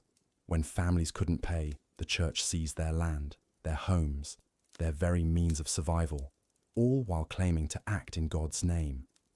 The practice of simony ran rampant through these institutions like a plague. Church positions were bought and sold like commodities at market, with wealthy families purchasing abbacies and bishoprics for their younger sons, regardless of spiritual calling or moral fitness. These purchased positions became hereditary in all but name, passed down through generations of corrupt families who viewed the church as nothing more than a business enterprise. Sacred offices that should have been filled by those with genuine devotion were instead occupied by opportunists and predators who saw the cloth as a shield for their darkest impulses. Perhaps most disturbing was the systematic abuse of those who sought shelter and guidance within monastery walls. Young novices, often sent by families who could no longer afford to feed them, became prey for twisted abbots and senior monks who exploited their vulnerability with impunity. These children, some as young as 8 or 9 years old, were subjected to physical, emotional, and sexual abuse under the guise of spiritual discipline. When they dared to speak out, they were punished for bearing false witness against their holy superiors, or worse, accused of seducing their abusers through demonic influence. The corruption extended far beyond individual acts of cruelty to encompass entire networks of exploitation. Monasteries became centers for the production and distribution of forged documents, fake relics, and fraudulent indulgences. They manufactured false miracles to attract pilgrims whose donations would fill their coffers, creating elaborate theatrical productions complete with hidden mechanisms to make statues weep blood or emit mysterious voices. They sold fragments of the true cross in such quantities that, if genuine, Christ's cross would have been the size of a forest. Women's religious orders faced their own unique horrors. Convents became dumping grounds for unwanted daughters, forced into religious life against their will to preserve family inheritance structures. Once inside, these women found themselves trapped in a nightmare of psychological torture, starvation diets imposed as spiritual discipline, and sadistic punishments for the smallest infractions. Mother superiors, drunk on their absolute power over vulnerable women, devised increasingly creative forms of humiliation and abuse, all justified as necessary for the salvation of their charges' souls. The medical practices within these institutions revealed another layer of their systematic cruelty. While claiming to care for the sick and dying, monastic infirmaries became laboratories for primitive and often fatal experiments. Monks with no medical training performed crude surgeries, administered toxic concoctions as holy remedies, and allowed patients to suffer in agony rather than provide effective pain relief, believing that earthly suffering brought them closer to Christ. They deliberately withheld known treatments from those who couldn't pay, watching them die in excruciating pain while their families begged for mercy. These religious orders also served as the intellectual police of medieval society, ruthlessly suppressing knowledge that threatened their authority. They burned libraries, destroyed scientific texts, and executed scholars whose discoveries contradicted church doctrine. The famous Library of Alexandria wasn't destroyed by barbarian invasions alone, but by systematic campaigns led by Christian monks who viewed pagan knowledge as demonic corruption. They hoarded literacy, keeping the common people ignorant and dependent while using their monopoly on learning to maintain their stranglehold on power. The political machinations of these orders revealed their true nature as power-hungry institutions masquerading as spiritual organizations. Abbots commanded private armies, waged wars against neighboring territories, and formed alliances with brutal warlords to expand their temporal authority. They manipulated royal succession disputes, orchestrated assassinations, and fomented civil wars to advance their own interests. The infamous Borgia family's corruption of the papacy represented not an aberration, but the logical culmination of centuries of accumulated institutional rot. Even their charitable works, so often cited as evidence of their virtue, were corrupted by ulterior motives. Orphanages became sources of child labor, and worse, with defenseless children worked to death or sold into slavery. Hospitals served primarily to segregate the diseased from society, rather than to heal, with patients left to rot in squalid conditions while receiving last rites instead of medical care. The poor were fed just enough to keep them alive and dependent, ensuring a steady supply of desperate souls willing to do the church's bidding for a crust of bread. As these medieval religious orders consolidated their power and wealth, they became increasingly bold in their exploitation and abuse. What had begun as genuine attempts at spiritual devotion had transformed into sophisticated criminal enterprises operating under the protection of religious immunity. The very institutions that claimed to offer salvation to humanity had become the primary source of its suffering, turning the promise of divine love into a nightmare of earthly torment from which there seemed no escape. The corruption festering within medieval religious orders extended far beyond the obvious sins of greed and lust. These supposedly sacred institutions had perfected the art of psychological manipulation, turning the very concept of spiritual guidance into a weapon against the vulnerable. Novices entering monasteries were systematically broken down through a process that would be recognized today as sophisticated brainwashing. The initiation rituals were deliberately designed to strip away individual identity and replace it with unquestioning obedience.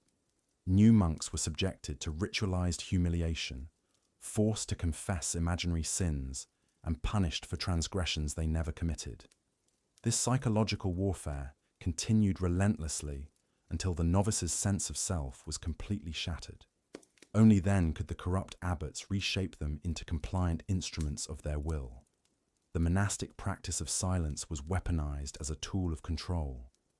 Monks were forbidden from speaking to one another about their experiences, creating an atmosphere of isolation and paranoia. This enforced silence prevented them from comparing notes about the abuses they witnessed or endured. It also made it impossible for them to organize any form of resistance against their oppressors. Sleep deprivation was another favored tactic. Under the guise of religious devotion, monks were required to attend multiple prayer services throughout the night, ensuring they were perpetually exhausted and mentally vulnerable.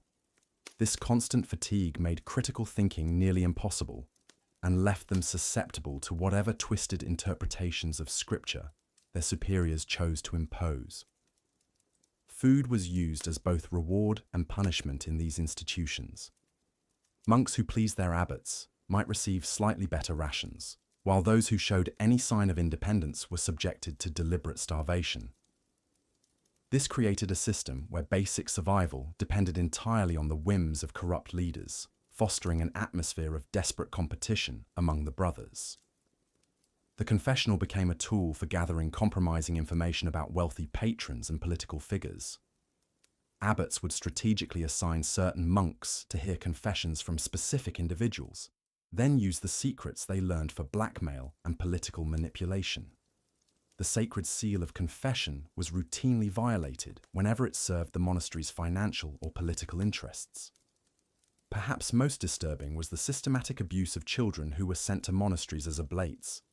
These young boys, often as young as 7 or 8, were completely at the mercy of monks who had been stripped of normal human compassion through years of psychological conditioning. The abuse they suffered was not merely physical, but spiritual, as their tormentors convinced them that their suffering was somehow pleasing to God. The monasteries also served as convenient dumping grounds for the inconvenient relatives of noble families. Mentally ill family members, political embarrassments, and unwanted heirs were frequently forced into religious life against their will. Once inside, they were subjected to treatments that would be considered torture by any modern standard, all justified as attempts to drive out demons or purify their souls. Female religious houses faced their own unique horrors. Nuns were often subjected to invasive physical examinations under the pretense of ensuring their virginity. These examinations were frequently conducted by male clergy and were nothing more than institutionalized sexual assault. The nuns had no recourse for complaint, as any protest would be dismissed as evidence of their own spiritual corruption. The economic exploitation within these institutions reached staggering levels. Monasteries would deliberately recruit novices from wealthy families, then pressure them to sign over their entire inheritance upon taking their vows. Those who hesitated were subjected to increasingly severe psychological pressure until they complied. Families who attempted to intervene found themselves excommunicated and socially ostracized. The corruption had become so endemic that many monasteries operated more like criminal enterprises than religious institutions. They engaged in forgery, fraud, and extortion on a massive scale. Fake relics were manufactured and sold to gullible pilgrims. False miracles were staged to attract donations. Land was seized through forged documents and intimidation tactics that would have made secular bandits proud. The theological education provided in these institutions was deliberately twisted to serve the interests of the corrupt leadership. Young monks were taught perverted interpretations of scripture that justified every abuse and excess. They were indoctrinated to believe that questioning their superiors was equivalent to questioning God himself. This ensured that the cycle of corruption would continue indefinitely as each new generation of monks was molded into the same pattern of abuse. The monasteries also served as centers for political conspiracy and intrigue. Abbots routinely plotted against secular rulers who threatened their interests. They harbored fugitives, plotted assassinations, and fomented rebellions whenever it suited their purposes. The supposed neutrality of religious institutions was nothing more than a convenient fiction that allowed them to meddle in politics without facing the consequences of their actions. Medical knowledge was deliberately suppressed and distorted within monastic walls. Monks who showed genuine healing abilities were often eliminated or silenced if their success threatened the monastery's monopoly on miraculous cures. Effective treatments were hidden away, while useless or harmful remedies were promoted, ensuring that people remained dependent on the prayers and intercession of the corrupt clergy. The library systems within monasteries became tools of intellectual control rather than preservation. Books that contradicted church doctrine or exposed clerical corruption were systematically destroyed. Knowledge that might empower ordinary people was hidden away or deliberately mistranslated. The monks who served as scribes were often forced to alter texts to support whatever narrative their superiors wanted to promote. Even death brought no escape from the monastery's exploitation. The bodies of deceased monks were often subjected to gruesome post-mortem examinations in search of signs of holiness that could be monetized. Fake stigmata were carved into corpses to create new saints for veneration. The burial practices were designed to extract maximum profit from grieving families rather than provide dignified rest for the departed. The psychological damage inflicted by these institutions extended far beyond their walls. Former monks who managed to escape often suffered from what we would now recognize as severe post-traumatic stress disorder. They struggled to form normal human relationships after years of enforced isolation and abuse. Many turned to alcohol or other destructive behaviors as they tried to cope with the trauma of their experiences.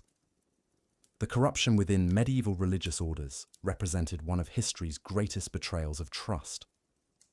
These institutions, which were supposed to represent the highest ideals of human spiritual development, instead became factories for producing broken human beings who would perpetuate cycles of abuse and exploitation. The damage they inflicted on medieval society was incalculable, poisoning the very concept of religious authority for generations to come. The legacy of this corruption continues to influence our understanding of institutional power and the dangers of unquestioned authority. The medieval religious orders serve as a stark reminder that the most dangerous criminals are often those who cloak their crimes in the language of virtue and righteousness. Their example stands as a warning about what happens when institutions designed to serve humanity instead choose to serve only themselves. As we examine this dark chapter of history, we must remember that the true victims were not just the monks and nuns trapped within these corrupt systems, but all of medieval society.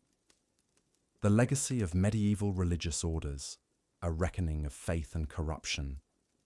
As the medieval period drew toward its inevitable close, the very institutions that had once stood as beacons of spiritual guidance and moral authority found themselves drowning in the consequences of their own making. The religious orders that had dominated European spiritual life for centuries were now facing a crisis of legitimacy that would forever alter the landscape of Christianity. By the 14th and 15th centuries, the accumulated weight of corruption, abuse, and betrayal had created a powder keg of discontent that was ready to explode. The monasteries and abbeys that had once been revered as sanctuaries of learning and devotion were increasingly viewed with suspicion and contempt by both the educated elite and the common people. The very foundations upon which medieval Christianity had been built were crumbling under the weight of institutional decay. The Great Schism of the late 14th century had already dealt a devastating blow to papal authority. When rival popes claimed legitimacy from different cities, the spectacle of competing religious authorities exposed the political machinations that lay beneath the spiritual veneer. The faithful watched in horror as their supposed spiritual leaders hurled excommunications at one another while engaging in the very worldly pursuits they preached against. This crisis of authority created space for reformist movements that would challenge the established order. The printing press invented in the mid-15th century, became an unexpected weapon against monastic corruption. For the first time in history, critical texts and reformist ideas could be mass-produced and distributed beyond the control of ecclesiastical authorities. Pamphlets exposing monastic scandals circulated freely, while vernacular translations of religious texts allowed ordinary people to access spiritual knowledge that had previously been filtered through corrupt intermediaries. The rise of humanism during the Renaissance brought new intellectual tools to bear against medieval religious institutions.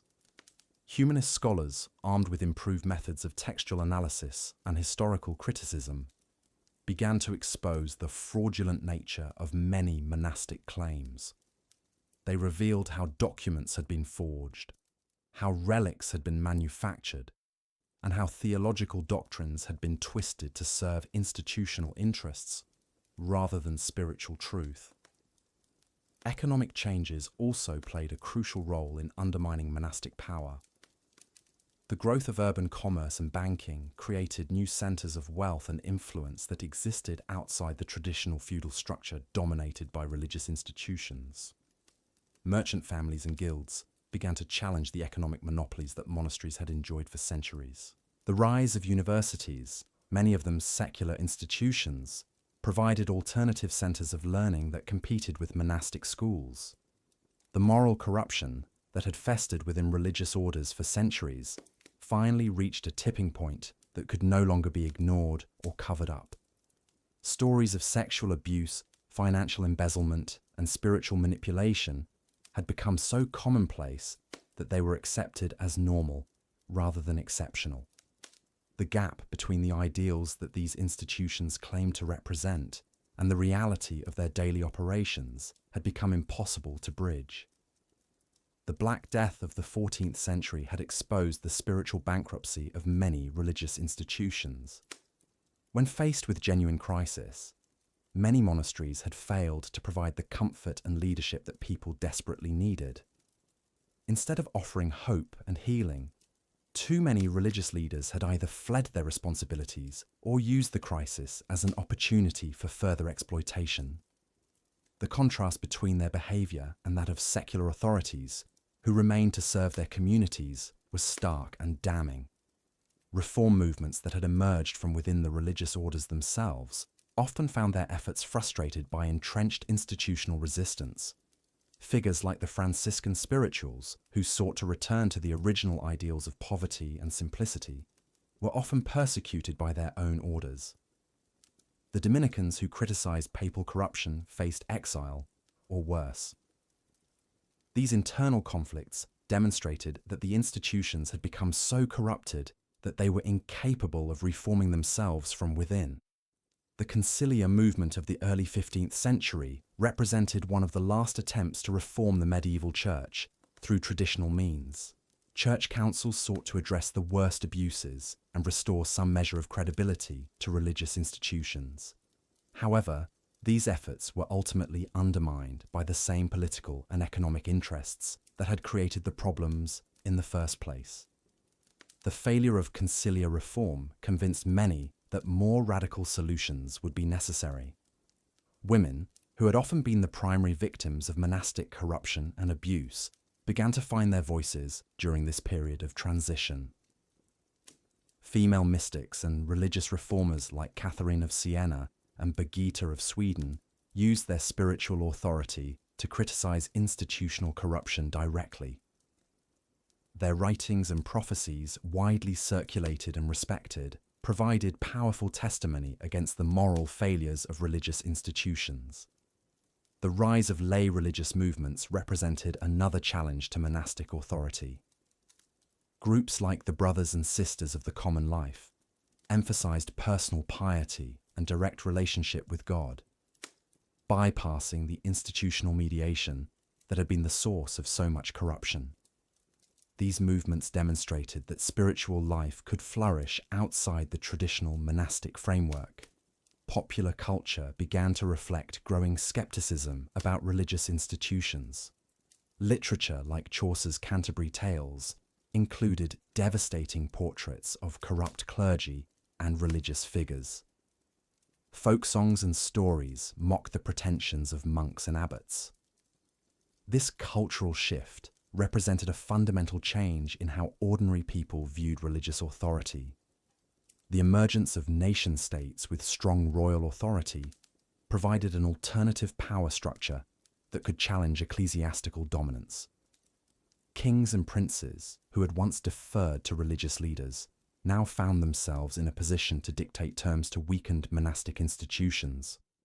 The seizure of church lands and the subordination of religious authority to secular power became increasingly common. As the medieval period gave way to the early modern era, the stage was set for the religious upheavals that would reshape European Christianity. The Protestant Reformation of the 16th century would deliver the final blow to many of the corrupt institutions that had dominated medieval religious life. The Reformers' criticisms of monastic corruption would find a receptive audience precisely because the groundwork had been laid by centuries of institutional failure and abuse. The dissolution of monasteries in Protestant countries represented not just a religious revolution, but also a recognition that these institutions had become so corrupted that they could not be reformed. The wealth that had been accumulated through centuries of exploitation was finally redistributed, though often to secular authorities rather than to the poor, who had been its original intended beneficiaries. Even in Catholic countries that resisted Protestant reform, the Counter-Reformation acknowledged the need for fundamental changes in religious institutions. The Council of Trent imposed new standards of conduct and accountability that represented a tacit admission of previous failures. New religious orders emerged with more stringent rules and better oversight mechanisms designed to prevent the kinds of abuses that had characterized medieval monasticism. The intellectual legacy of medieval religious corruption would influence Enlightenment thinkers who used historical examples of institutional failure to argue for religious tolerance, separation of church and state, and individual conscience. The documented abuses of medieval monasteries became powerful arguments against the concentration of spiritual and temporal power in the same institutions. The social legacy was equally profound. The breakdown of trust in religious authority that characterized the late medieval period contributed to a broader skepticism about traditional hierarchies and institutions. This skepticism would eventually fuel democratic movements and calls for social reform that extended far beyond religious matters. The psychological impact on European society was lasting. Generations of people who had suffered under corrupt religious institutions developed a deep suspicion of claims to moral authority based solely on institutional position. This cultural shift toward individual judgment and personal responsibility would become one of the defining characteristics of modern Western civilization. The economic consequences of monastic corruption also had long-term effects. The misallocation of resources that had characterized medieval religious institutions contributed to economic stagnation and inequality.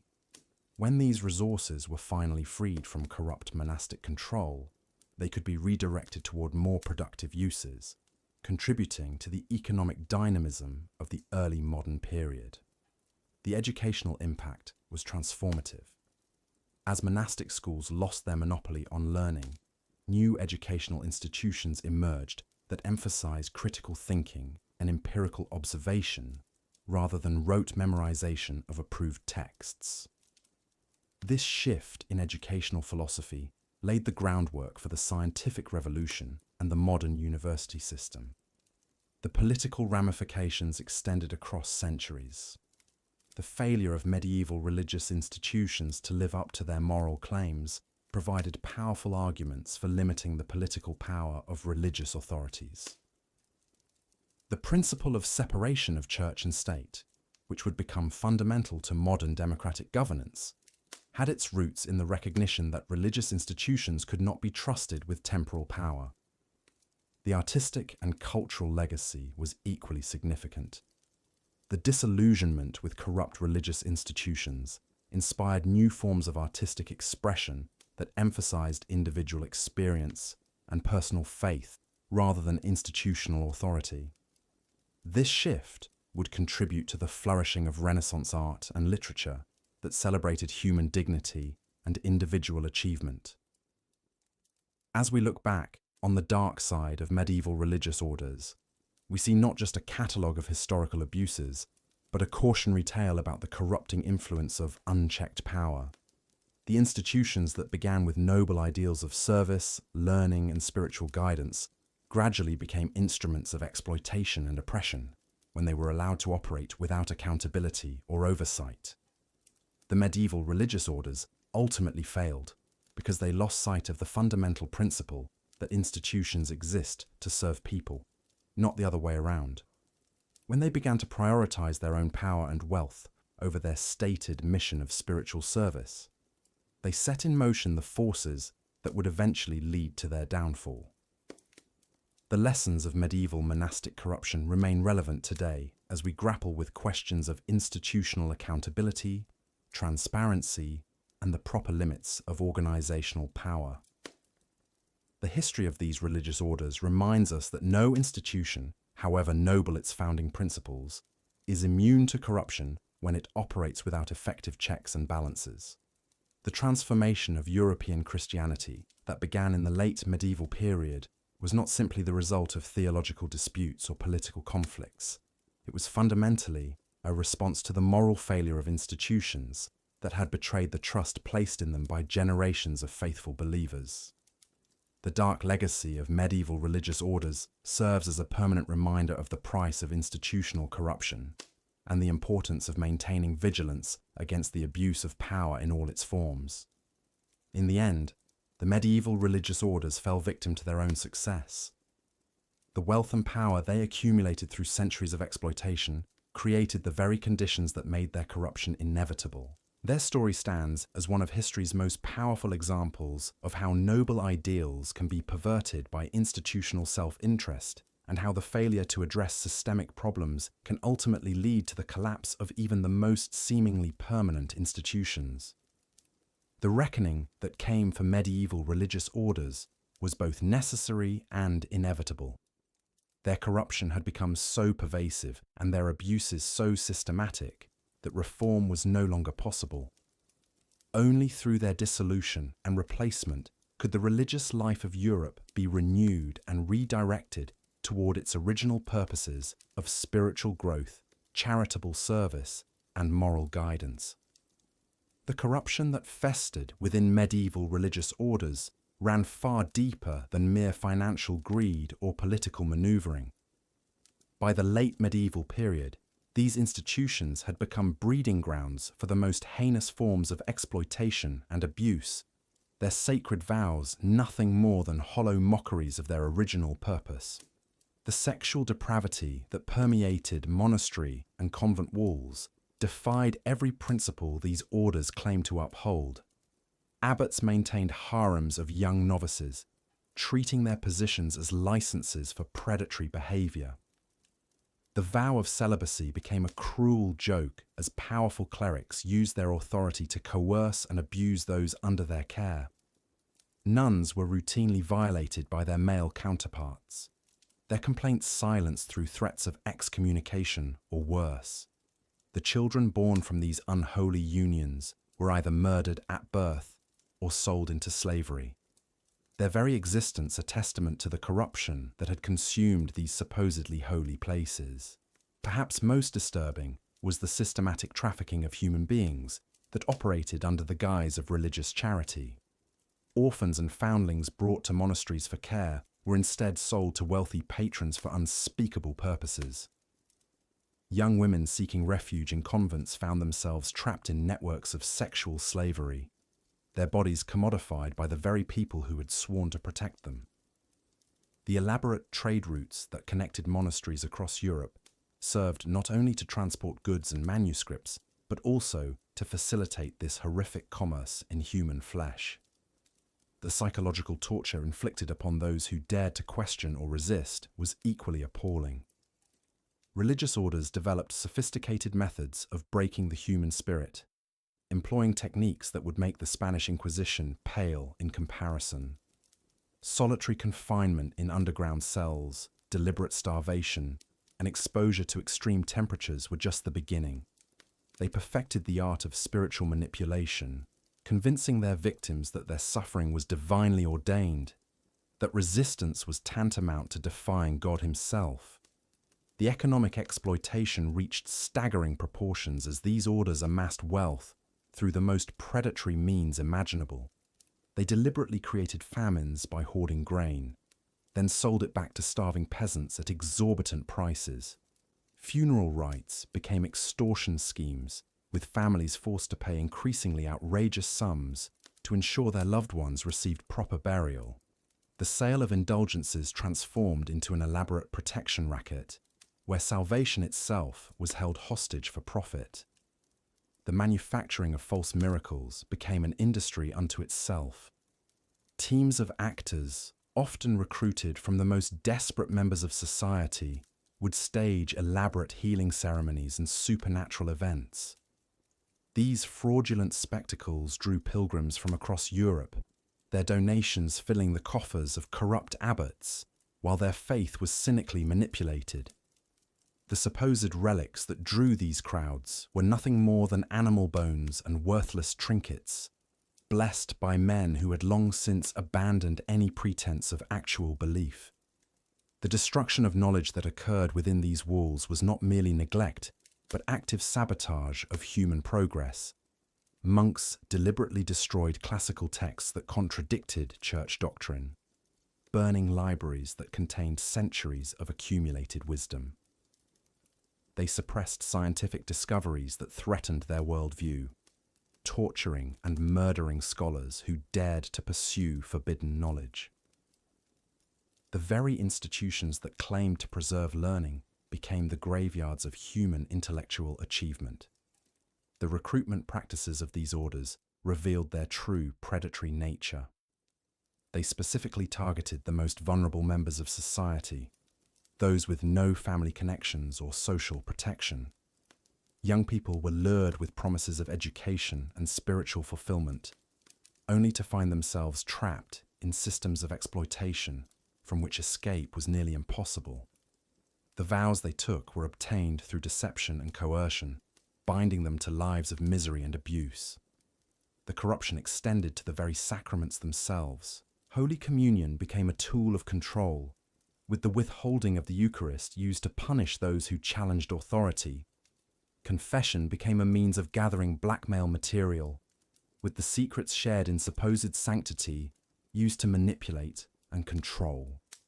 Marriage ceremonies were corrupted into elaborate farces designed to transfer wealth and property rather than celebrate holy union. The judicial systems operated by these orders made a mockery of divine justice. Trials were predetermined affairs where the accused had no hope of vindication. Evidence was fabricated, witnesses coerced or bribed, and punishments designed not to correct but to terrorize. The dungeons beneath monasteries became chambers of horror, where torture was elevated to an art form, justified by the twisted logic that physical suffering could purify the soul. The medical practices within these institutions revealed a callous disregard for human life that bordered on the demonic. Rather than healing the sick, monastery infirmaries became laboratories for human experimentation. Patients were subjected to horrific procedures without their consent, their suffering justified as necessary for the advancement of medical knowledge. The elderly and infirm were routinely murdered when they became too much of a burden, their deaths attributed to natural causes while their possessions were absorbed into the monastery's holdings. The environmental destruction perpetrated by these orders was equally devastating. They clear-cut entire forests without regard for sustainability, poisoned rivers with the waste from their industrial operations, and strip-mined the land for precious metals. Their short-term greed destroyed ecosystems that had taken millennia to develop, leaving wastelands where once fertile valleys had flourished. The political machinations of these orders corrupted entire kingdoms. They played royal houses against each other, fomenting wars that would increase their own power and wealth. They assassinated rulers who threatened their interests, using poison and other subtle methods that left no trace of their involvement. Their networks of spies and informants penetrated every level of society, making them more powerful than kings and emperors. The psychological damage inflicted upon ordinary believers was incalculable. People who had turned to religion for comfort and guidance found themselves manipulated by charlatans who cared nothing for their spiritual welfare. The faithful were driven to bankruptcy through endless demands for donations, their children stolen to serve in monasteries, their lives destroyed by false accusations of heresy. The educational systems operated by these orders were designed not to enlighten, but to indoctrinate and control. Students were taught only what served the interests of their masters, while critical thinking was actively suppressed. Those who showed promise were either corrupted into joining the system or eliminated as threats. The universities that grew from these monastic schools became factories for producing obedient servants rather than independent thinkers. As the medieval period drew to a close, the weight of these accumulated sins finally began to tell. The Protestant Reformation, while ostensibly about theological differences, was fundamentally a reaction to the unbearable corruption that had consumed the religious establishment. The violence that erupted across Europe was not merely about doctrine, but about the rage of people who had finally awakened to the extent of their betrayal. The legacy of this corruption extends far beyond the medieval period. The patterns of abuse, exploitation, and manipulation perfected by these religious orders became templates for future institutions of power. The techniques of psychological control, the methods of financial extraction, and the systems of sexual predation they developed would be adopted and refined by successive generations of those who sought to dominate their fellow human beings. The true tragedy is not merely what these corrupt orders did, but what they prevented from happening. The human potential they destroyed, the knowledge they suppressed, the lives they ruined represent incalculable losses to human civilization. We can only imagine what heights humanity might have reached had these institutions remained true to their founding principles, instead of becoming engines of exploitation and abuse. The dark side of medieval religious orders serves as the eternal warning about the corrupting influence of unchecked power, even when wielded in the name of the divine. Their story reminds us that the greatest evil often wears the mask of righteousness, and that vigilance against corruption must be constant if humanity is to avoid repeating the horrors of the past.